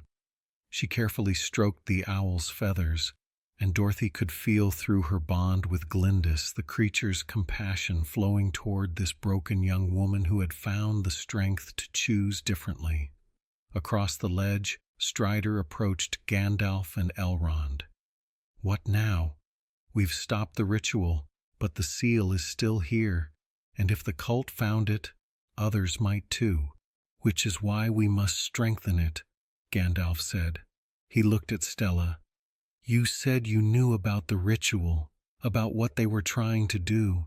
Do you know the legend, the actual story of what was sealed here? Stella nodded slowly, wiping her eyes.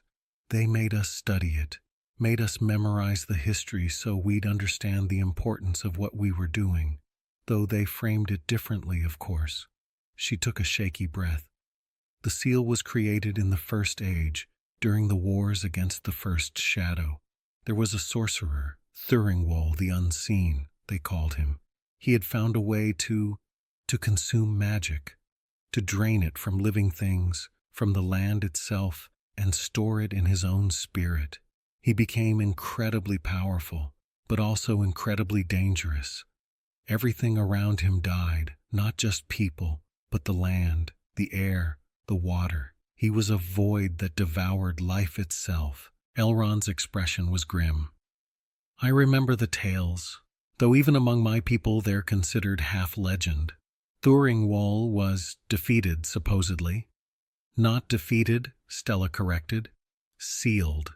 The greatest mages of that age, elven, human, and others whose races no longer exist, came together and created a prison, not just of stone, but of will and song. They poured their magic into the seal, layered it with protections and wards, and they imprisoned Thuringwall at the very heart of the mountain. She looked at the stone face on the seal. That's his face, his actual face, copied from life, or what passed for life in his case. They wanted anyone who saw the seal to know what was trapped behind it, to remember, to fear. And the artifacts? Gandalf asked. They were created from fragments of the original sealing magic, Stella said. When the seal was made, it created echoes, ripples of power that crystallized into physical forms. The mages tried to destroy these fragments, but they couldn't. They were too closely tied to the seal itself. So they scattered them, hid them in different places, hoping they'd be lost to history. She shook her head bitterly. But the cult found them, spent decades tracking them down, researching their properties, and they realized the fragments could be used as keys, not to unlock the seal exactly, but to weaken it, to create cracks. And then Thuringwall could break free from the inside, Dorothy said, understanding. Yes, Stella confirmed. The ritual we were performing, it wasn't meant to open the seal completely, just to weaken it enough that what's inside could finish the job. But you stopped us. The artifacts are destroyed, the priestess is dead, and the cult, she gestured at the bodies and ash on the far ledge, doesn't exist anymore. But the seal is damaged, Elrond said quietly. He had moved closer to the seal while they talked, studying it with expert eyes. Look, here and here, cracks, small ones, but growing. The ritual didn't succeed, but it did weaken the structure. Given enough time, decades or centuries perhaps, those cracks will spread, and eventually, the seal will fail on its own, Gandalf finished grimly. Which means we don't just stop here. We can't. We have to repair what was damaged. How? Marcus asked. We're rangers and warriors, not ancient mages. We don't know the first thing about seal magic. Gandalf smiled, a tired, rueful expression. Then we'll have to learn, quickly. He approached the seal, staff in hand, and placed his palm flat against the stone. His eyes closed, and he stood utterly still for long moments. Then he began to speak, not to the others, but to the seal itself, in a language so old that Dorothy felt her ears ring just from hearing it. And impossibly, the seal answered. It wasn't speech, exactly, more like music, a deep, resonant hum that seemed to come from the stone itself, rising and falling in complex harmonies. Dorothy recognized it immediately. It was the same kind of magic Glyndis had used earlier, the song that had opened the Guardian's challenge. Elrond's eyes widened. It's teaching him, showing him the original binding song. If we can replicate even part of it, add our own will and power to what remains, we can heal the cracks, Gandalf said, opening his eyes. His face was pale, shining with sweat from the effort of the communion, but there was hope in his expression. But it will take all of us. Every person here with even a spark of magic must contribute, and even then, I'm not certain it will be enough. Stella stood slowly, still unsteady but determined. I'll help, if you'll let me. I know some of the ritual songs. The cult taught us corrupted versions, but the base structure should be the same. I can try to sing them correctly, to undo what I helped to damage. Gandalf studied her for a long moment. Then he nodded. Your help would be welcome, and perhaps fitting, that the one who nearly broke the seal would be the one to help repair it. He turned to the company. Everyone gather here. We're going to attempt something that hasn't been done in thousands of years. It may not work, and even if it does, it will drain us, leave us exhausted, possibly helpless for hours. So before we begin, I need to know, Are you all willing to take that risk? Dorothy looked around at the faces of her companions. The Rangers, hard and weary but unbroken. Elrond, ageless and wise. Strider, carrying the weight of his heritage and his choices. Stella, hollow-eyed but determined to make amends. And Glyndis, still exhausted but watching Gandalf with those luminous eyes that saw far more than they should. "We're with you," Dorothy said, speaking for all of them. "Whatever it takes." Gandalf nodded once, sharply. "Then let's begin." They arranged themselves in a half-circle before the seal, Gandalf at the center, Elrond on his right, Strider on his left. Stella stood slightly behind, between Elrond and Dorothy. The Rangers took positions around the perimeter, weapons ready in case something went wrong. Glyndis flew from Dorothy's shoulder and landed directly on the seal itself, her talons gripping a carved section near the stone face's forehead. The owl's eyes began to glow with that violet light, and Dorothy felt through their bond the creature gathering the last of her magical reserves. "The seal speaks in song," Gandalf said quietly. "In harmonies that shape reality. We don't need to understand the words. We need to feel the pattern, the structure, and add our voices to it. Let the magic flow through you. Don't force it. Trust the seal to guide you." He raised his staff and began to sing. It was not a beautiful song. Gandalf's voice was rough, aged, more suited to commands and pronouncements than melody. But there was power in it, raw and undeniable. The notes resonated in Dorothy's chest, making her bones vibrate, making the air itself shimmer. Elrond joined in next, his voice high and pure and achingly beautiful. The Elf Lord sang in Quenya, the ancient tongue of his people, and his voice wove around Gandalf's like silver thread through wool. Then Stella, hesitant at first but growing stronger. She sang fragments of the cult's ritual songs, but with different inflections, different intent. Instead of breaking and consuming, her voice suggested healing and binding. The corruption fell away, leaving only the pure structure underneath. Strider didn't sing. His gifts didn't lie in that direction. But he placed his hand on Gandalf's shoulder and poured his will, his determination, his strength of purpose into the wizard.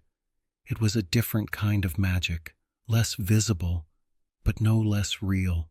And then, without quite meaning to, Dorothy found herself humming along. Not words, she didn't know any of the ancient languages, but just sound, intuitive harmonies that felt right.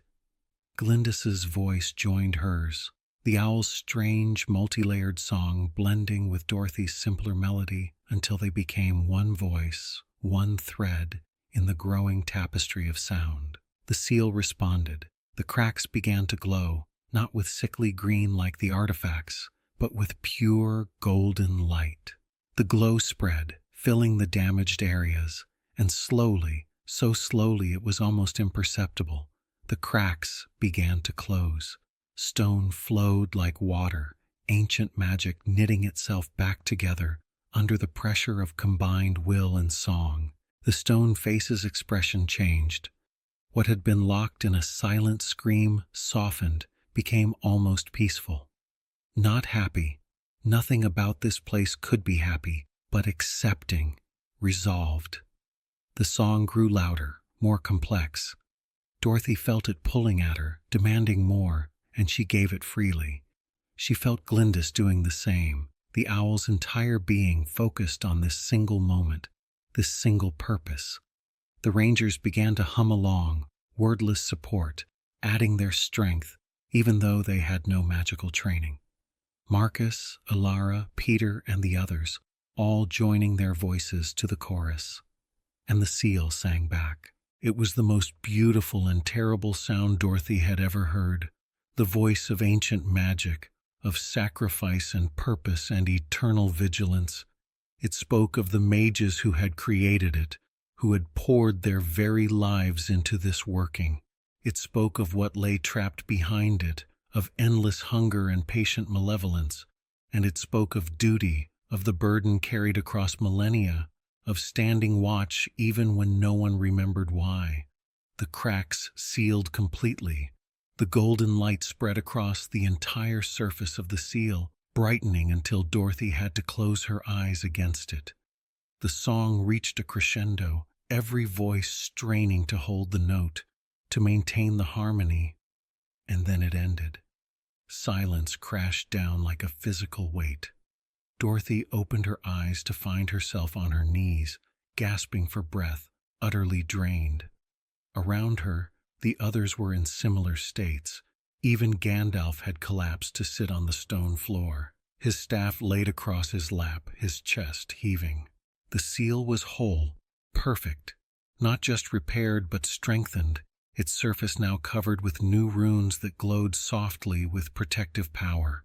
The stone face was at peace, eyes closed, mouth sealed, and from it emanated a sense of profound security. This prison would hold. For another age, another epoch. The thing trapped within would not escape. Not today, not tomorrow. Not for a very, very long time. Glyndis detached from the seal and flew, barely, her wings struggling to maintain lift, back to Dorothy. The owl collapsed into Dorothy's lap, eyes dim, breathing rapid and shallow. Dorothy gathered the small, brave creature close, tears streaming down her face. "You did it," she whispered. "We all did it. It's over." Stella sat nearby, her face wet with tears, her hands shaking. The brand on her neck was gone, burned away entirely by the pure magic of the healing song. Where it had been was only smooth, unmarked skin. "Free," she whispered, touching her neck in wonder.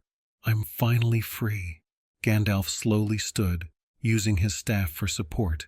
He looked at each of them in turn, exhausted, drained, but alive and victorious. "We need to leave," he said quietly. "This chamber is stable now, but we're not. We need rest, food, and safety. Can everyone walk?" Nods all around, though several people needed help standing. The Rangers formed up, supporting those who were weakest, and they began the long journey back toward the surface. As they walked away from the seal, Dorothy glanced back once. The stone face was perfectly still, perfectly peaceful. But just for a moment, just the briefest instant, she thought she saw one eyelid twitch. A tiny movement that might have been real or might have been her exhausted mind playing tricks. Glyndis stirred in her arms and made a soft, warning sound. Dorothy held the owl closer and walked faster. Behind them, in the deepest heart of the mountain, the seal held. But from behind that seal, from within the prison of stone and song and ancient will, something whispered words that no living ear could hear. "Well done, little saviors. You have given me more time to dream, more time to plan, more time to wait, and I am so very, very good at waiting." The mountain settled around its ancient prisoner, and the long vigil continued. The journey back through the passages felt longer than the descent had been. Every step was an effort, every breath labored. The company moved in near silence, too exhausted for conversation, focusing all their remaining energy on simply putting one foot in front of the other. Gandalf led the way, his staff providing light but no longer blazing with power. It was dim now, flickering occasionally like a candle in wind. Behind him came Strider and the Rangers, supporting those who struggled most. Stella walked between Marcus and Alara, her face gray with exhaustion, but her eyes clearer than they had been before, as if some terrible weight had been lifted from her soul. Dorothy carried Glyndis cradled against her chest, the owl's body worryingly still. The creature's breathing was shallow but steady, and through their bond Dorothy could feel the owl's consciousness, present but distant, retreating deep within to recover from the massive expenditure of magical energy. "She'll be all right," Elrond said quietly, moving to walk beside Dorothy. The elf lord looked tired, but not as devastated as the humans. His kind had deeper reserves when it came to magic. What she did, what she channeled, would have killed a lesser creature. But Glyndis is no ordinary familiar. She's something more, something old. "What do you mean?" Dorothy asked, her voice hoarse from the singing. Elrond was silent for a moment, choosing his words carefully. "There are beings in this world that exist between states, not quite mortal, not quite spirit, not quite flesh. They take forms that suit them, that allow them to interact with the physical world. Glyndis appears to be an owl, and in most ways she is, but I suspect that's only the surface. Underneath—" He shook his head. "I don't know, but I've lived a very long time, and I've never encountered another creature quite like her." Dorothy looked down at the owl in her arms. "Whatever she is, I'm grateful. She's saved us more times than I can count." "And you've given her purpose," Elrond replied. "Beings like her, they need connection to the material world, something to anchor them. Otherwise they drift, lose definition, fade into the spaces between things. You are her anchor, and she is your guardian. It's a partnership older than kingdoms." They passed through the Hall of Memories, but it was different now, quieter, calmer. The echoes were still present, but they no longer reached out with desperate hands or whispered terrible truths. It was as if the healing of the seal below had rippled upward, affecting all the magic of these ancient halls. The ghosts were at peace, or at least no longer so desperately tormented. The phantom corridors were similarly changed. The footsteps they heard now were distant, unthreatening.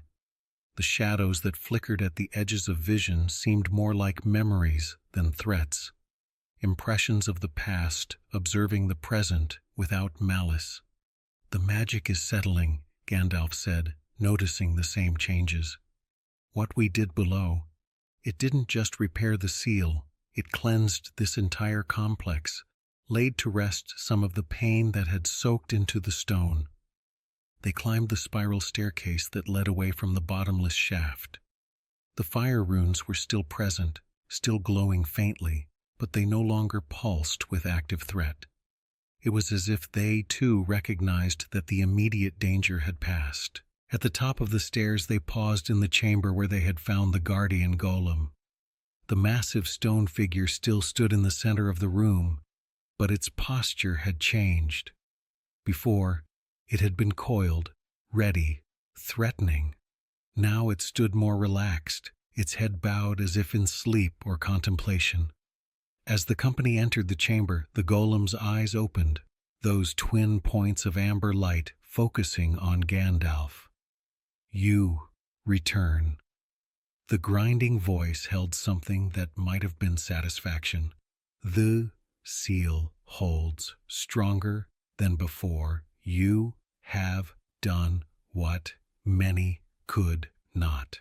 Gandalf inclined his head respectfully. "We did what was necessary. What about you? Will you remain here guarding this place?" "Always." The golem shifted slightly, and stone scraped against stone with a sound like distant thunder. "It is my purpose, my existence. I will stand until the mountain falls, and then I will stand among the ruins." There was something almost sad in those words, a recognition of eternal duty, of consciousness trapped in unchanging purpose. Dorothy found herself pitying the creature, this being that would never know rest or freedom or choice. But Glyndis stirred in her arms. The owl's eyes opened, just barely, still dim with exhaustion, and she looked at the guardian and made a sound, soft, gentle, almost like a lullaby. The golem's glowing eyes flickered. "The Watcher speaks." Its voice had changed slightly, become less harsh. "She says Duty is not burden when freely chosen. She says there is honor in standing guard over what matters. The Guardian's head tilted slightly, as if considering this. Then, perhaps she is wise for one so small. Glyndis made another soft sound and closed her eyes again, settling back into Dorothy's arms. We should go, Strider said quietly. Stella's barely standing, and half the Rangers are asleep on their feet.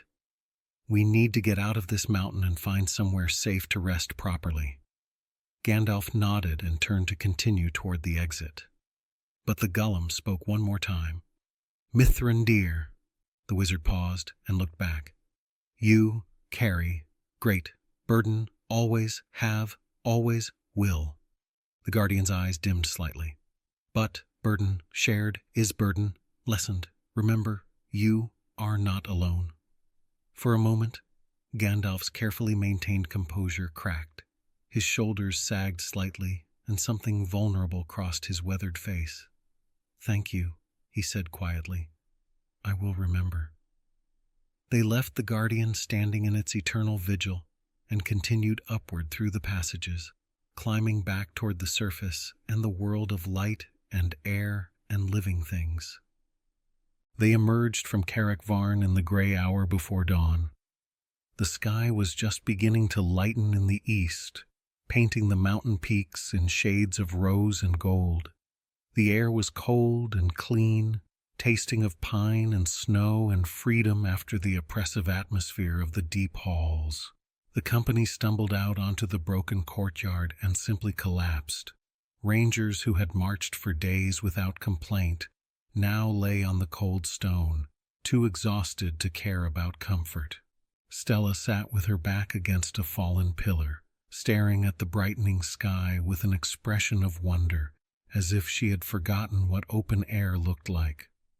Dorothy found a relatively flat section of rubble and sat carefully, still cradling Glyndis. The owl remained still, conserving what little energy she had left. Through their bond, Dorothy could feel the creature's awareness, still present, still watching, but operating at the barest minimum necessary to maintain consciousness. Rest, Dorothy whispered. Really rest. We're safe now. I'll keep watch. Glyndis made a tiny sound of protest. She was the guardian, the protector. She should be the one watching. But Dorothy shushed her gently. My turn to protect you. Sleep. The owl's eyes finally closed completely, and her breathing deepened. She was asleep, truly asleep, for the first time since they had entered the mountain. Gandalf remained standing, leaning heavily on his staff, surveying the company. His face was drawn and pale, aged by the ordeal, but his eyes were alert. We'll rest here for an hour. Then we need to move. These ruins may be cleansed, but they're not safe for extended stay. We need to get back to lower elevations, find proper shelter. An hour won't be nearly enough, Marcus said wearily. We need days of rest, not hours. I know, Gandalf replied gently. But we don't have days. Not yet. Once we're out of the mountains, once we're in safer territory, then you can rest properly. But here, exposed, no. We push a little longer. Elrond stood beside the wizard, scanning the horizon with those keen elven eyes that saw far beyond human range. He's right. These mountains have other inhabitants besides cultists and ancient seals, bears, wolves, and worse things. We're vulnerable right now. We need to move while we still can. Strider pulled himself to his feet with visible effort. I'll set a perimeter watch. Rotate every 15 minutes so no one has to stay alert too long. He began organizing the Rangers with quiet efficiency, assigning positions despite their exhaustion. Dorothy looked down at Glyndis sleeping in her lap. The owl looked so small, so fragile like this, just a bird, exhausted and hurt. But Dorothy knew better now. This creature was anything but ordinary. This creature had touched ancient magic, had channeled power, that should have destroyed her and had somehow survived and even thrived. "What are you?" Dorothy thought, not for the first time. "Really? Under all that feathers and magic, who are you?" But Glyndis slept on, offering no answers. They had been resting for perhaps 40 minutes when Stella suddenly gasped and sat bolt upright, her eyes wide with terror. "They're coming," she whispered. "I can feel it. The mark, it's gone, but I can still feel the echo of the binding, and it's pulling. Something's pulling on where it used to be." Gandalf was at her side immediately. "What do you mean? Who's coming?" "The cult," Stella said, her voice shaking. "Or what's left of it. The priestess is dead, but there were other cells, other groups. They must have felt the seal being strengthened. They know we succeeded." She clutched her head, wincing. "They're angry. They're coming to stop us, to kill us for ruining their plans." "How many?" Strider demanded, already moving to wake the sleeping rangers. "I don't know. The echo isn't clear enough, but more than we can fight in our current state. And they'll have magic, dark magic, blood magic, things that don't tire like we do." Gandalf stood and raised his staff, speaking a word of power. The crystal at its tip flared briefly, and his eyes unfocused as he cast his awareness outward. After a moment, he lowered the staff, his expression grim. "She's right. I sense them, coming from the east, moving fast, perhaps a dozen, maybe more, and they're bringing something with them, something that radiates cold and hunger." He looked at Elrond. "Shadow Spawn. The cult has bound Shadow Spawn to their service." Elrond's face went pale. "Then we cannot fight them. Not here, not now. Shadow Spawn are not like ordinary creatures. They don't tire, don't fear, don't stop. And in our current state—" "We run," Gandalf interrupted. "We run now, and we hope we can reach safer ground before they catch us." "Some of us can barely walk," Marcus protested, gesturing at the exhausted rangers. "How are we supposed to run?" "We do what we must," Gandalf said firmly, "because the alternative is death for all of us." Dorothy looked down at Glyndis, still sleeping deeply. The owl needed more time, days, not hours, to fully recover. But they didn't have days. They didn't even have hours. "I'm sorry," Dorothy thought, gently shaking the owl awake. "I know you need rest, but we have to move." Glyndis's eyes opened, still dim, still exhausted, but aware. The owl assessed the situation immediately, feeling the urgency through their bond, and launched herself into the air with visible effort. Her flight was unsteady, wings beating irregularly, but she stayed aloft and circled once above the company. Then she flew toward the western edge of the ruins and hooted once, a clear signal. "This way. Follow me." "The owl has a plan," Dorothy said. "We should trust her." Gandalf nodded. "We trust Glyndis. Everyone up. Grab what you can carry, leave everything else. We move now." The company stumbled to their feet and began following Glyndis's lead. The owl flew slowly, accommodating their pace rather than moving at full speed, guiding them away from the main paths and toward a narrow trail that descended steeply down the mountain's western face. Behind them, from the eastern approaches, came sounds, harsh voices shouting orders, the scrape of many feet on stone, and underneath it all, a sound that made Dorothy's blood run cold. A wet, slithering sound like something massive and boneless dragging itself over rock. The Shadow Spawn, coming closer. They half ran, half slid down the treacherous trail. Stella stumbled and would have fallen if Marcus hadn't caught her. Peter's exhaustion finally overcame him, and he collapsed. Alara and another ranger hauled him between them, supporting his weight as they descended. Glyndis flew ahead, always visible, always guiding, and despite her exhaustion, Despite the magical drain she had suffered, the owl began to glow, faintly at first, then brighter. That violet light that marked her power being used, being channeled. "What is she doing?" Strider gasped, struggling to keep pace while supporting Gandalf, who was flagging badly.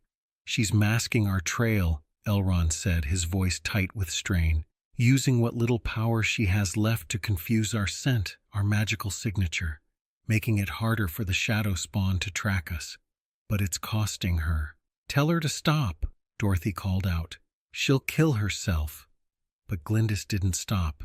The owl continued to glow, continued to pour her remaining energy into protecting the company. Even as her flight became more labored, more desperate, the trail leveled out slightly, entering a narrow ravine between two cliff faces. The walls rose high on either side, blocking the dawn light, creating a corridor of deep shadow. Glyndis led them into the ravine, flying faster now despite her exhaustion.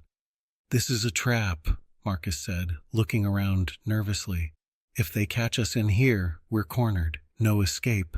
"Trust her," Dorothy said, though her own heart was pounding with fear. "She knows something we don't." They ran deeper into the ravine, the walls closing in until they could almost touch both sides at once. And then, impossibly, the ravine ended, a sheer cliff face blocking their path. No way forward, no way out. "It's a dead end," Stella cried out, despair in her voice. "We're trapped." But Glyndis didn't stop. The owl flew directly at the cliff face and vanished. For a heartbeat, there was shocked silence.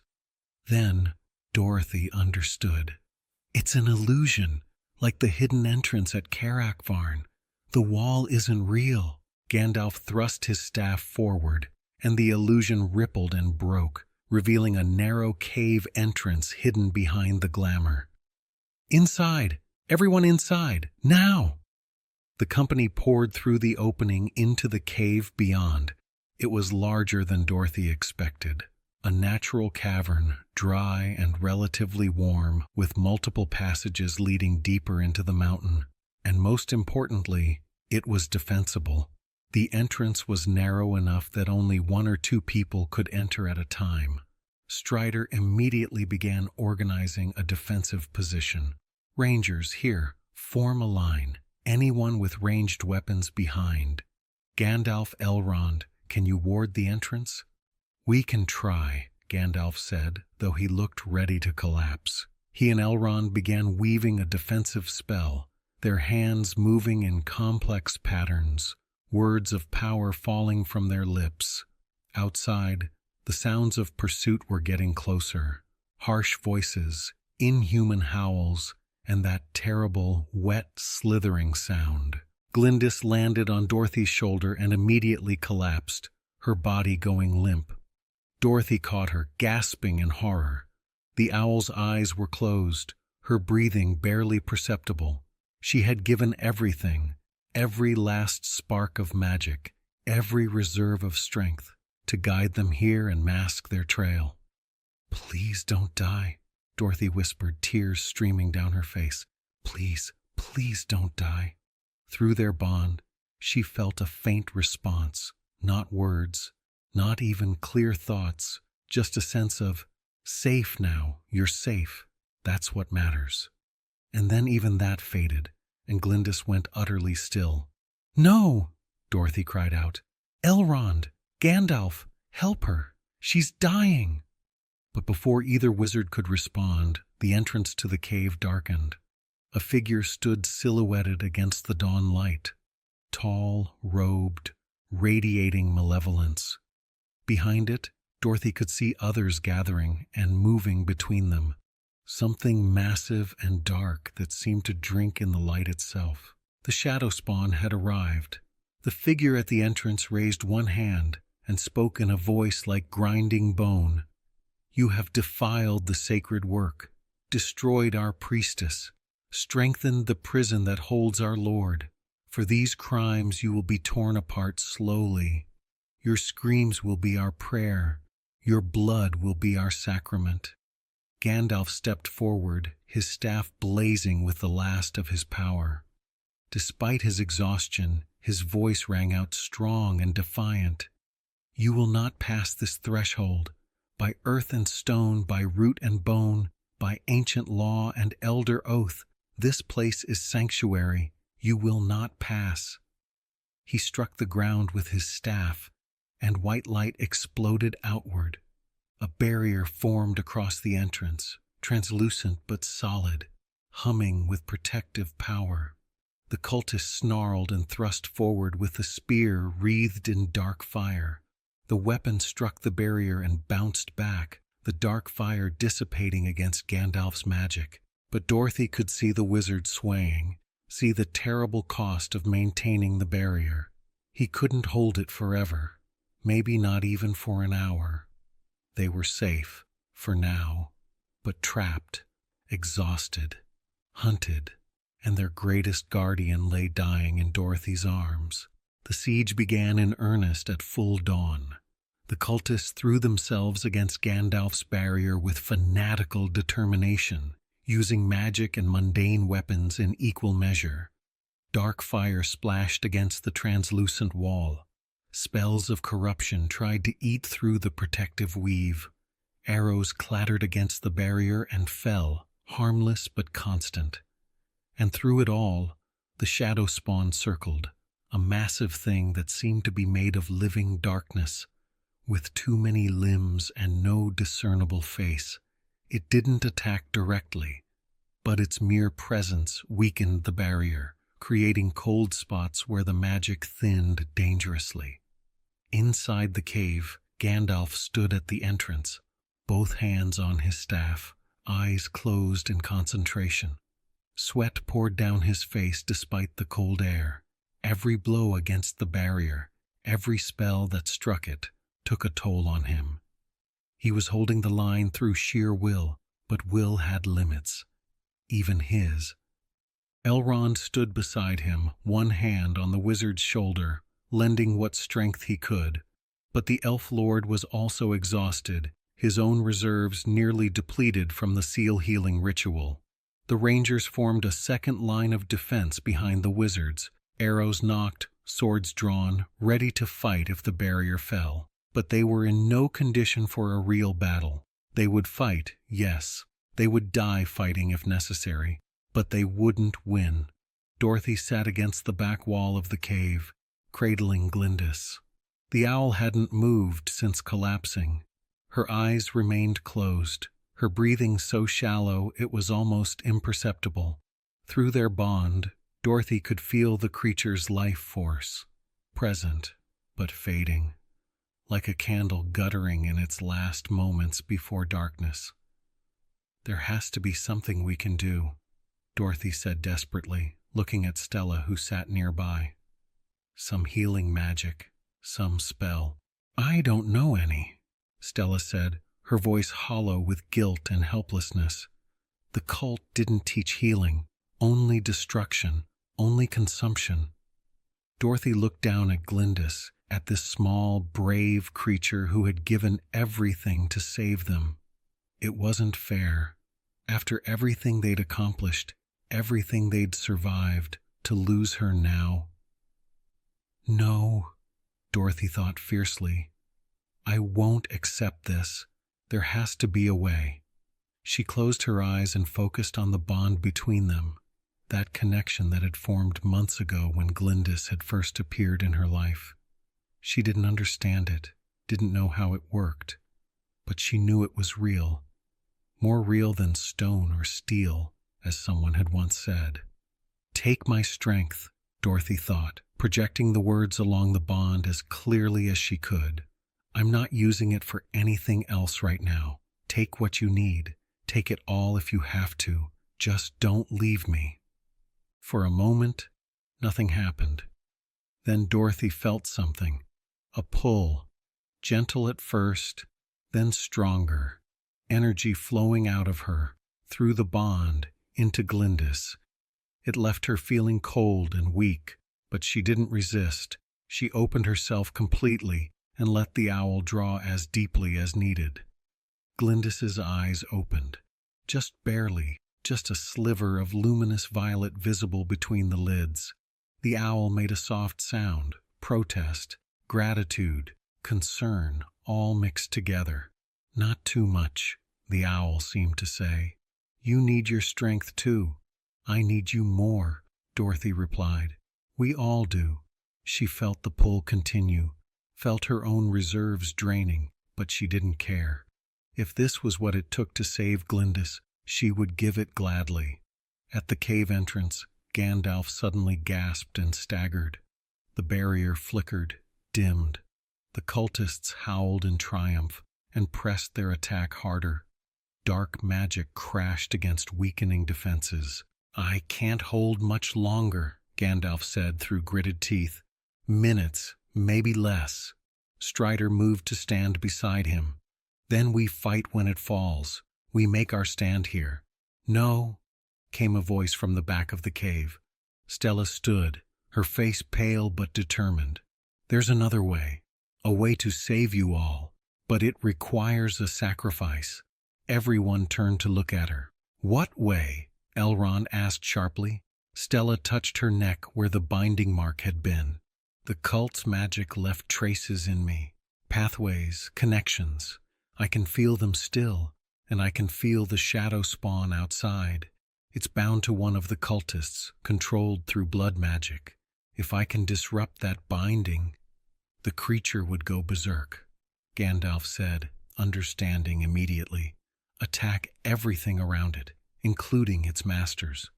Yes, Stella confirmed. It would buy you time to escape, maybe enough to get away while they're distracted. And what would it cost you?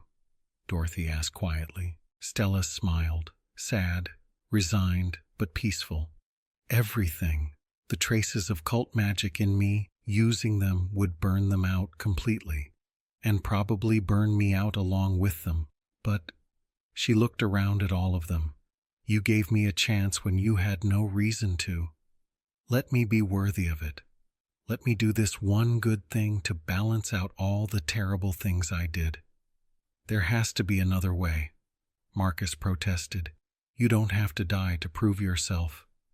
Maybe not to prove myself, Stella said gently, but to save people who matter, who do good things in this world. She looked at Gandalf. Will it work? Will it give you enough time? Gandalf studied her face for a long moment. Then, very quietly, he said, Yes, it will work, and yes, it will give us time. But Stella, don't, she interrupted. Don't make this harder than it is. I've made my choice. Finally, after months of letting others choose for me, I'm making my own choice. Let that be enough. She walked to the cave entrance, pushed past the rangers, and stood before the barrier. When I tell you drop it, I'll need clear line of sight to the shadow spawn. Gandalf hesitated, then nodded slowly. Thank you for this, for everything. You are braver than you know. Stella laughed, actually laughed, clear and genuine. Maybe, or maybe I'm just tired of being afraid. She took a deep breath. Now, drop the barrier now. Gandalf released his hold on the spell. The barrier vanished instantly. The cultists surged forward with triumphant howls, and Stella raised her hands and screamed. It wasn't a scream of fear, but of defiance and liberation and absolute conviction. Light erupted from her body, not dark cult magic, but pure, cleansing light born from the last traces of the binding burning away. It shot across the space between the cave and the cultists and struck the shadow spawn directly. The creature shrieked, a sound that made everyone's ears bleed, and began to thrash wildly. Its form came apart and reformed, lashing out at everything around it. Cultists screamed as the thing they had bound turned on them, its amorphous body engulfing and crushing and tearing. Stella stood at the cave entrance, glowing brighter and brighter, holding the disruption spell as long as she could. Run, she said, her voice somehow audible over the chaos. Run now, while they're distracted. We can't leave you, Dorothy shouted. Stella turned and looked at her, and her face was luminous with joy and peace. "You're not leaving me, I'm staying. This is my choice, my redemption. Now go." The light intensified until it was blinding. The shadow spawn's shrieks reached a crescendo, and Stella simply vanished. One moment she was there, blazing like a star. The next, gone. Not dead, not destroyed. Just elsewhere. Transformed into pure light and released from everything that had bound her. Guilt, fear, shame, the cult's corruption. All of it burned away in one perfect moment of sacrifice and grace. "Move!" Gandalf commanded, his voice cracking with emotion. "Don't waste what she gave us. Move!" The company ran. They poured out of the cave, past the chaos where the shadow spawn ravaged the cultists, and fled down the ravine. Behind them, screams and howls filled the air, but they didn't look back. They ran until the sounds faded to distance, until the mountain gave way to foothills, until the forests closed around them and safety, relative safety, was finally within reach. They collapsed in a small clearing, gasping, weeping, alive. Glyndis stirred in Dorothy's arms and opened her eyes fully. The violet glow was back, dimmer than usual, but present. The owl looked at Dorothy, and Dorothy felt through their bond a complex mix of emotions. Gratitude for the shared strength, sorrow for Stella's sacrifice, determination to honor it by living fully. "She's going to be okay," Dorothy said, relief flooding through her. "Glyndis is going to be okay." Gandalf knelt nearby, his head bowed, staff planted in the ground before him. "Stella," he said quietly, "may you find peace. May your sacrifice be remembered. May your choice, your final, perfect choice, echo through the ages." The company sat in silence for a long moment, honoring the young woman who had been lost, then found, then gave herself freely to save those who had shown her kindness. Finally Strider spoke. "We need to keep moving, get further from the mountains, find true safety." "I know," Gandalf said wearily. He stood slowly, using his staff for support. "But we're safe enough for now. The cultists, what's left of them, will be in chaos for days, and we've done what we came to do. The seal holds, stronger than before. It will hold for another age." He looked at each of them, at the exhausted rangers, at Elrond's proud but weary face, at Dorothy holding her small guardian, at Strider standing tall despite everything. "You all did well," the wizard said simply. "Better than well. You saved countless lives today, lives that will never know they were in danger, never know your names. But you know, and I know, and that is enough." They rested for another hour, tending wounds, eating what little food remained, letting exhaustion slowly release its grip.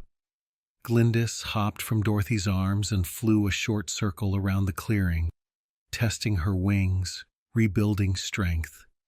The owl landed on a tree branch and began preening her feathers, a normal, mundane activity that was somehow deeply comforting after everything they'd endured. As the sun climbed higher, warming the clearing, Dorothy felt something shift. The terror of the past days began to loosen its hold. The exhaustion remained, but underneath it was something else.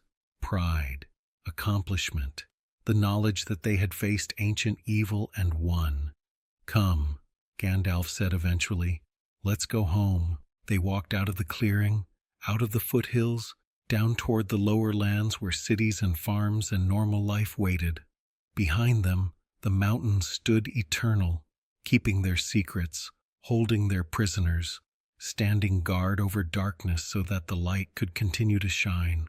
And above them, Glyndis flew, small and brave and free, leading them home. Epilogue: Whispers in the Dark. Far below, in chambers that had not seen light in thousands of years, behind a seal strengthened by sacrifice and song, something ancient stirred in its prison.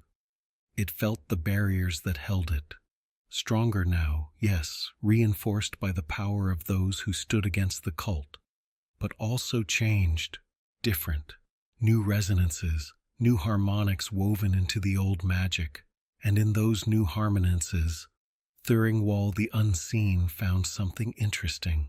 They used a familiar in the binding, the imprisoned sorcerer thought, a spirit creature connected to one of the mortals through bonds of choice and affection.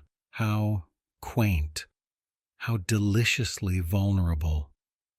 Bonds could be manipulated, connections could be exploited, love itself could be turned into a weapon against those who felt it.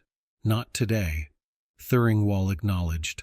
Not tomorrow, perhaps not for decades or centuries, but eventually, all bonds fray, all connections weaken, and when they do, the ancient evil settled back into its eternal waiting, patient as stone, hungry as void, already planning its next attempt at freedom, because prisons, no matter how strong, were still prisons.